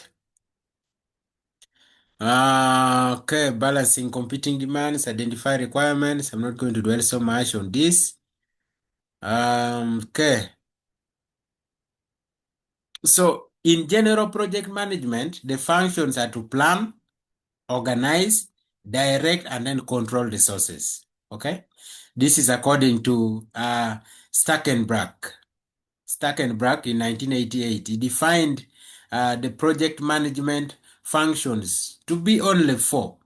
Okay, planning, organizing, directing, and controlling the resources of the organization, but within a project process. Okay, if you read many books, actually, they give you this definition of what project management is, or what are the core functions of a manager, project manager. So planning, what do you plan? What are we aiming for and why? And these are the different aspects you do under planning. Okay? When it comes to organizing, what's involved and why? And those are the different details, even motivation and all those. Okay? Determine project team member needs. Now, this is motivation is now for a leader, a team leader. Okay? I told you, if you're a team leader, you're already a manager at that particular point. Okay? If you work with other IT people, you are an IT officer. Okay? You are their manager, you are their boss, you are the person they look at. When we come to leadership, which I think will usher us in next week, very, very interesting part. We're going to see, as a leader, how do you behave? How do you speak? What makes you better off as a leader? We are going to see all that, okay? How do you make decisions? How do you balance, the work that you do, okay? And so on and so forth. Directing, okay, we're not going to dwell. Controlling,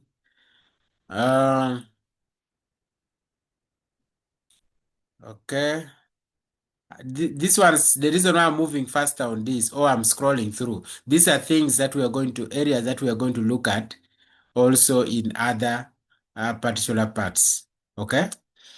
Allow me to end with this particular, to say something about this. What is a successful project?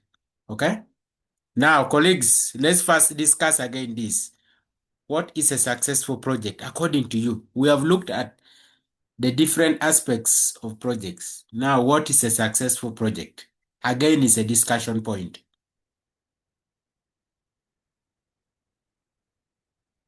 How do you define a successful project according to you?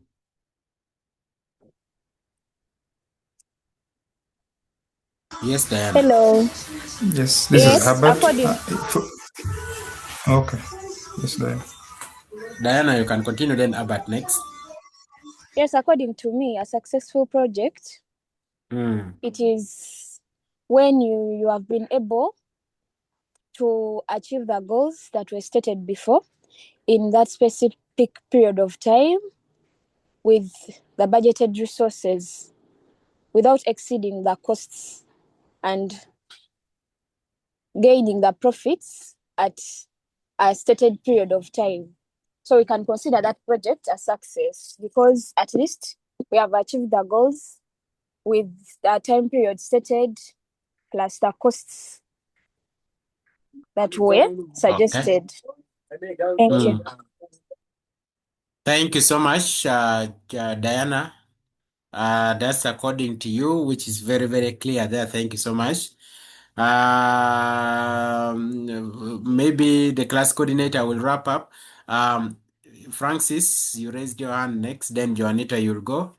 Then I go in the chat room.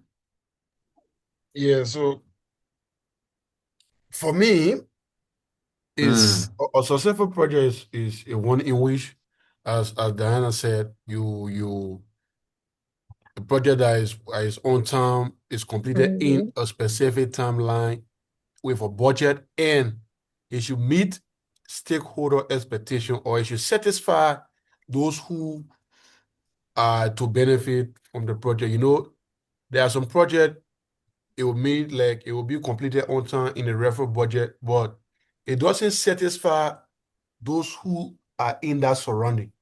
So satisfaction at the end line for me is a complete project. Okay. Good afternoon, everyone. For me, I think a successful project would be defined as a project that is delivered within the agreed schedule or the timeline, within the budget, and it delivers all the requirements. That is like the scope. It delivers the standards that were set up aboard, and it has the intended benefit or the outcome, or it satisfies the stakeholder needs as stipulated in the plan. Great, thank you so much, Joanita. Not so far from what Francis and Diana mentioned. Very, very good. Yes, so Dimpo is saying successful project is that is completed in the allocated time. Okay, and of course from Diana, Francis, and Joanita, they also added that within the allocated time, but also within the budget, but also while meeting the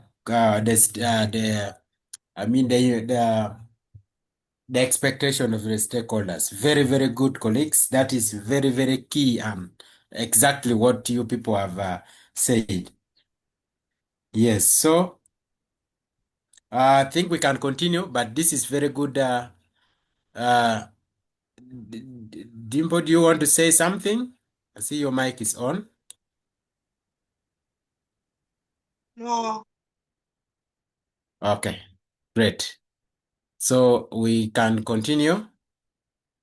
Just to add something small on it.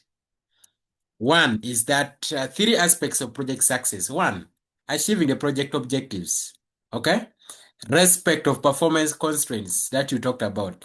The cost, the schedule, which is the time, then the quality. And now meeting the expectation of the stakeholders or beneficiaries. All those are the core three, or being able to satisfy them. Those are the core three. Okay? Okay. Yeah, so that makes it a successful project. Even your own project, if it is not within the objectives, if you're not meeting the cost, if it's not within the cost, the schedule and then the quality, then you are not achieving. Your project is not successful. Yeah. So we can continue. The project mission, the success factors. Okay. Now the mission definition. This is where we talked about us having the what?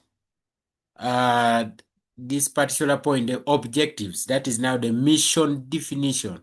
Define your mission, define your vision, define your set of objectives, where you're aiming at, all those things. That is what we are calling the mission definition. Okay? Support from top management. Very, very key. Okay? If the top management is not supporting you, or your management is not supporting you, do work in vain. Now, every organization that I go to work in as an M&E person or as a programs person, there is that part that, when you go for an interview, they ask you, do you have any question for us? Please don't say no. Okay? Don't say no, because once you don't ask a question, you will miss some 2 or 3 or 5 marks there. There are questions I always ask, which I will continue to ask them as far as I may need clarity. One, I will never miss to ask a question that what are some of the training opportunities available for me who is already in this role? Most people laugh off. They say, hey, now you're considering that you're already in this role. You see that? Yeah, so this is one of the questions I ask, and people will. Then sometimes I also ask, are there growth opportunities for me because I'm joining as a manager? Can I become a director after some years? That is another question I don't forget to ask. Then sometimes I also ask this question that this role, that I'm going to be in is a technical role, is a global role. What is the support from top management? Very, very important. Okay. Now, sometimes they may ask, what kind of support are you talking about? Then I bring it that, okay, in sometimes or in some cases, you might be working, but the top management is really not valuing the M&E or the program's work you're doing. Then that renders the work useless. In so doing, it makes it the project or the work you're doing not to be successful. That is normally my aim. So support from top management is very, very important. Okay. Even when when you're implementing your own project at your home, yeah, who are the top management at that level can be your parents because they can support you. When they are supporting you, they know that they can even send someone to do the work for you when you're not there. Or you see that. So the support from top level managers is very important. Project planning efficiently or effectively. Consulting involving the client or stakeholders, very important. Having a strong workforce, acceptance by the people, stakeholders or beneficiaries, feedback monitoring, communications and M&E. Then when we talk about meal means monitoring, evaluation, accountability, and learning. Now, they normally play around those four areas, okay? Currently, for me, I'm a mill manager, okay? Where I'm working. I deliver in that M, that is monitoring.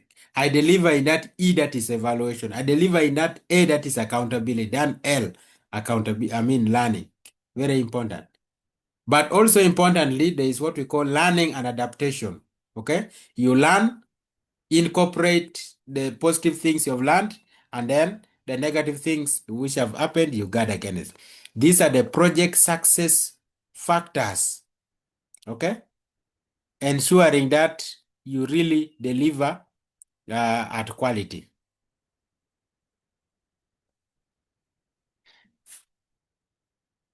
This is the last part in what we are covering today, the project environment management. The project has two types of environments. We have the internal environment and the external. It is therefore important for you to understand the environment in which you're going to implement your project, or the environment when you're looking at a national project, when you're looking at a district level project. Very, very important to understand the environment upon which you're going to be working. Identify the variables of the environment that are pertinent to ensure that the project is successful. Identify the current state of this variable, determine the future development of pertinent variables, evaluate the positive and negative impact of these variables. Very, very important. Now, what are the project environments? They are this, that, that one, this, that, this. Okay? So, a project has what is called the pastel environment. The pastel, we have the P stands stand for the political environment. Okay? The political environment, the political will. Number one thing you must know that if you don't have a political, every project that is implemented, we always say in development work, we always say you are continuing to implement the agenda of the government. That is what we normally say, the agenda of the government, okay? Or the national development plan, or the national policies in that country. The political environment is important. The economic environment, things to do with the exchange rate, the taxation, the economic indicators are very important. The S stands for the sociological environment, the cultural, the culture, the value systems, the beliefs, education, very, very important. The way you go and implement a project in the Karamoja region. Karamoja is the eastern region in Uganda, which has pastoralists. Okay, like the way we have the Turkana in Kenya, like the way we have the the the Fulani in Nigeria, and then all those. Now, the way you're going to implement a project in the Karamoja in Uganda or in Turkana in Kenya is not the same way you implement a project in the central Uganda, for example. Why? Because the cultural setup, the cultural beliefs are very, very different in the two areas. You need to guard against all those. You know, the first time, actually, I worked in Karamoja for 6 good years. That is where I built myself a lot in my M&E work in such a very arid and dry area. By then, the road network was not developed. We would move from Kampala to there almost for 15 hours. You see that? You move in by then, disarmament had not yet fully happened. You move in the community. People are having guns with them, moving with guns. You see that? The disarmament process are not yet advanced so much. Sometimes you be in the community and then a group of youth will just come from nowhere and then they chase you, they confiscate your things. So that is where I worked. I worked it for 6 good years. You see that? So it's important to understand the sociological environment as well. And then the technological environment, the complexity, the transfer of knowledge, of availability of resources. If you're collecting data, what are you using to collect data? Are you using Kobo Collect? Are you using ODK? Are you using TaraWorks? And so on and so forth. Okay? If you're implementing globally, what are you instituting to ensure that everything is done the right way possible? The ethical environment, the honesty, the integrity, very, very important.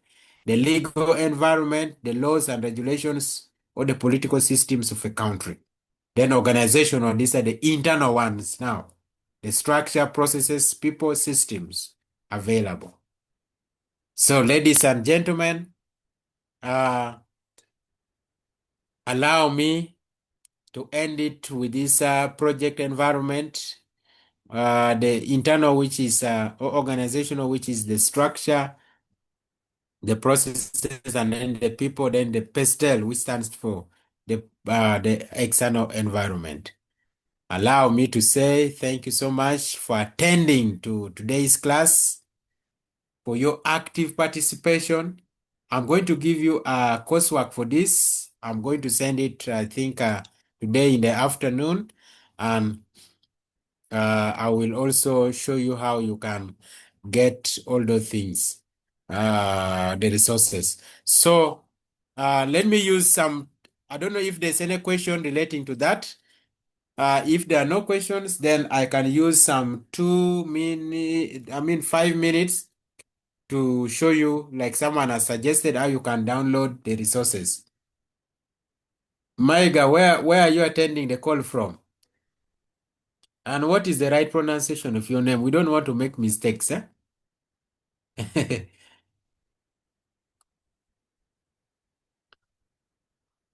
I have a friend, Maiga. Where are you attending the call from? Kampala. Okay. The right pronunciation of your name, I think we shall get it when you're able to speak. Okay. So let me use the 5 minutes in order to take you through the e-learning platform, how you can get the resources. And I'm going to share with you a link so that you can enroll. I've realized that I think they open for you the e-learning platforms, which seem to be a little different from where I'm uploading things, but you have to enroll here, and then you can be accessing all the materials, accessing the link, so that people don't keep asking in the group, where is the link? I'm not seeing it, okay?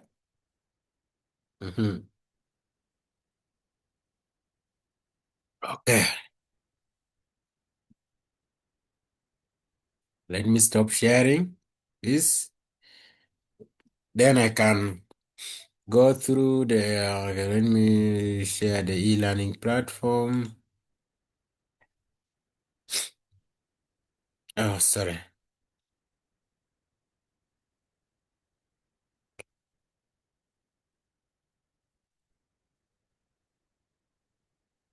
Okay.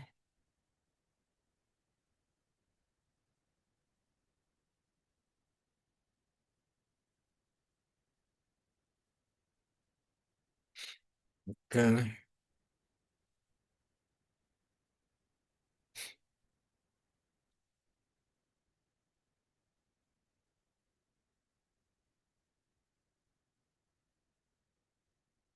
So let me share my screen.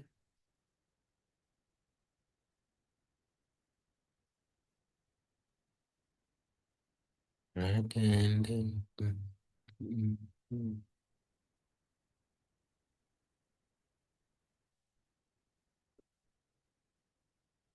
please confirm to me if you can see my screen.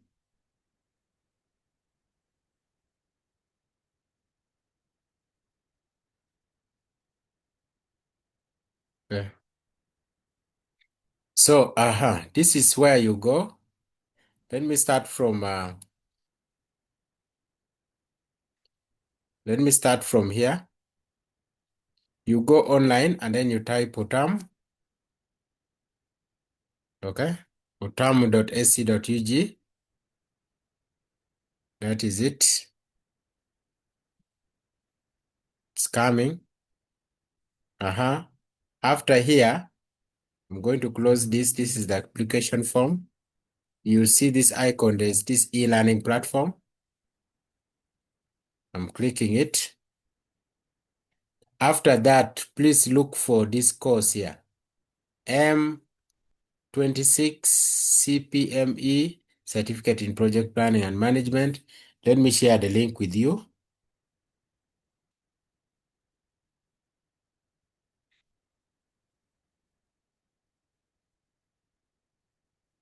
I'm going to share it on WhatsApp with you.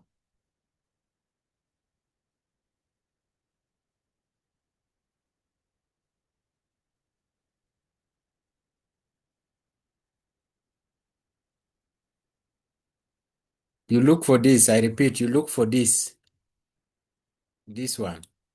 And then you go and enroll. The moment you enroll, I will be seeing you here as participants. Okay. So I see people are enrolled. I can see Shiba here. I can see Joanita is here. I can see another person here. Okay. So let me send to you all this. You can enroll users. Select hosts. Sorry.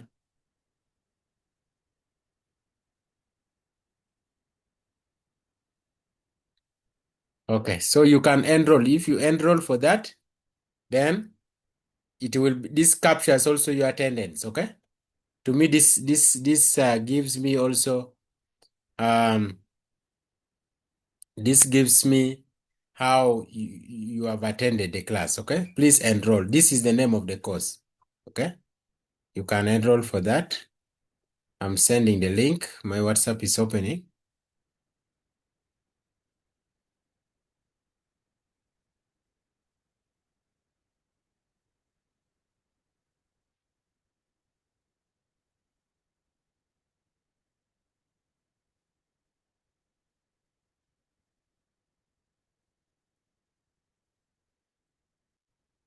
So I've sent the link to you. The name of the course, let me also copy it here so that you can look for this, okay? And enroll.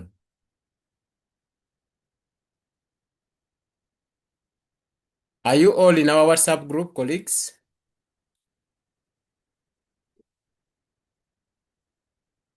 Are you all there on our WhatsApp group?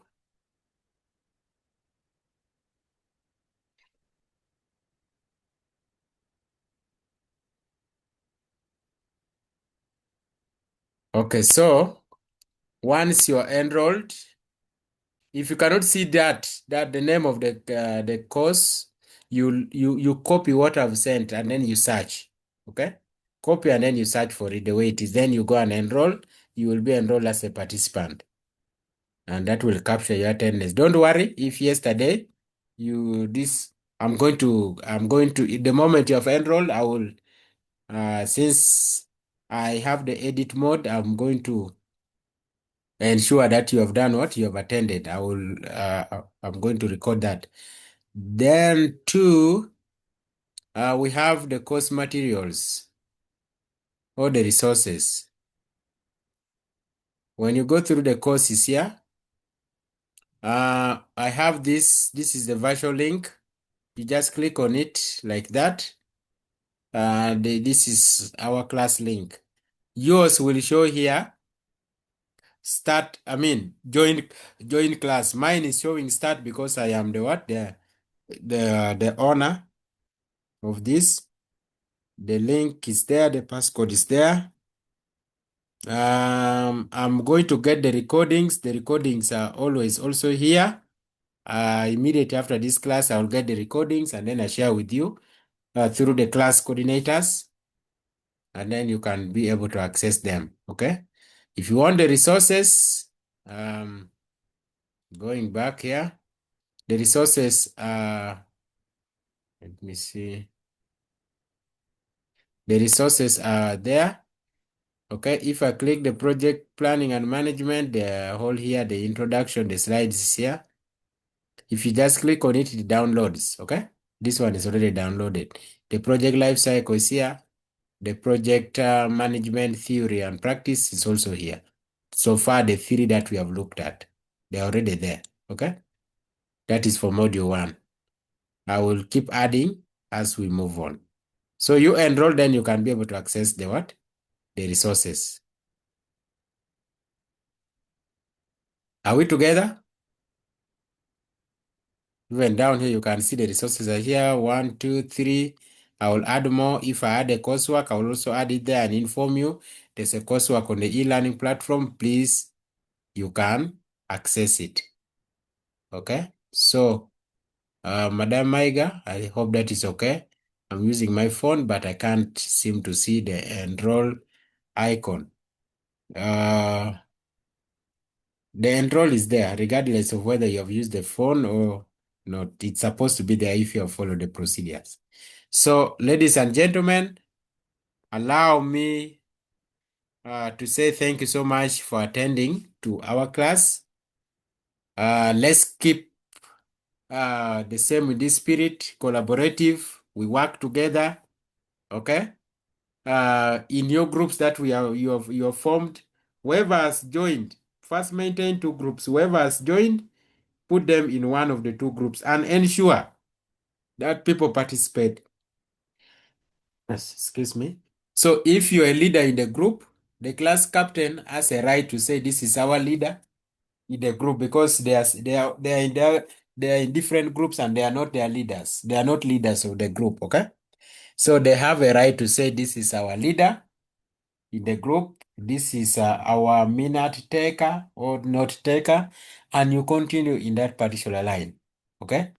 So whoever will be joining, we shall keep also adding them in the group so that we maintain something that that is workable.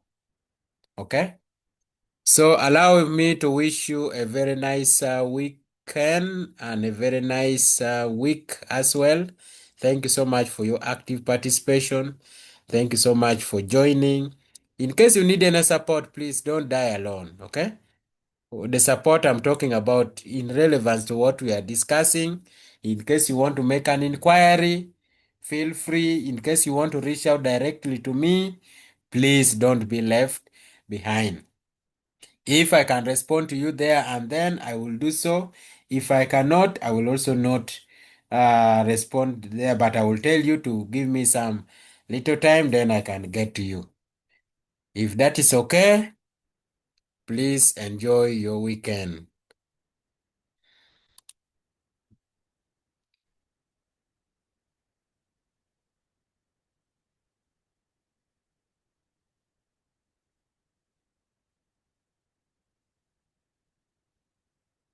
Okay, I can now end the call for all.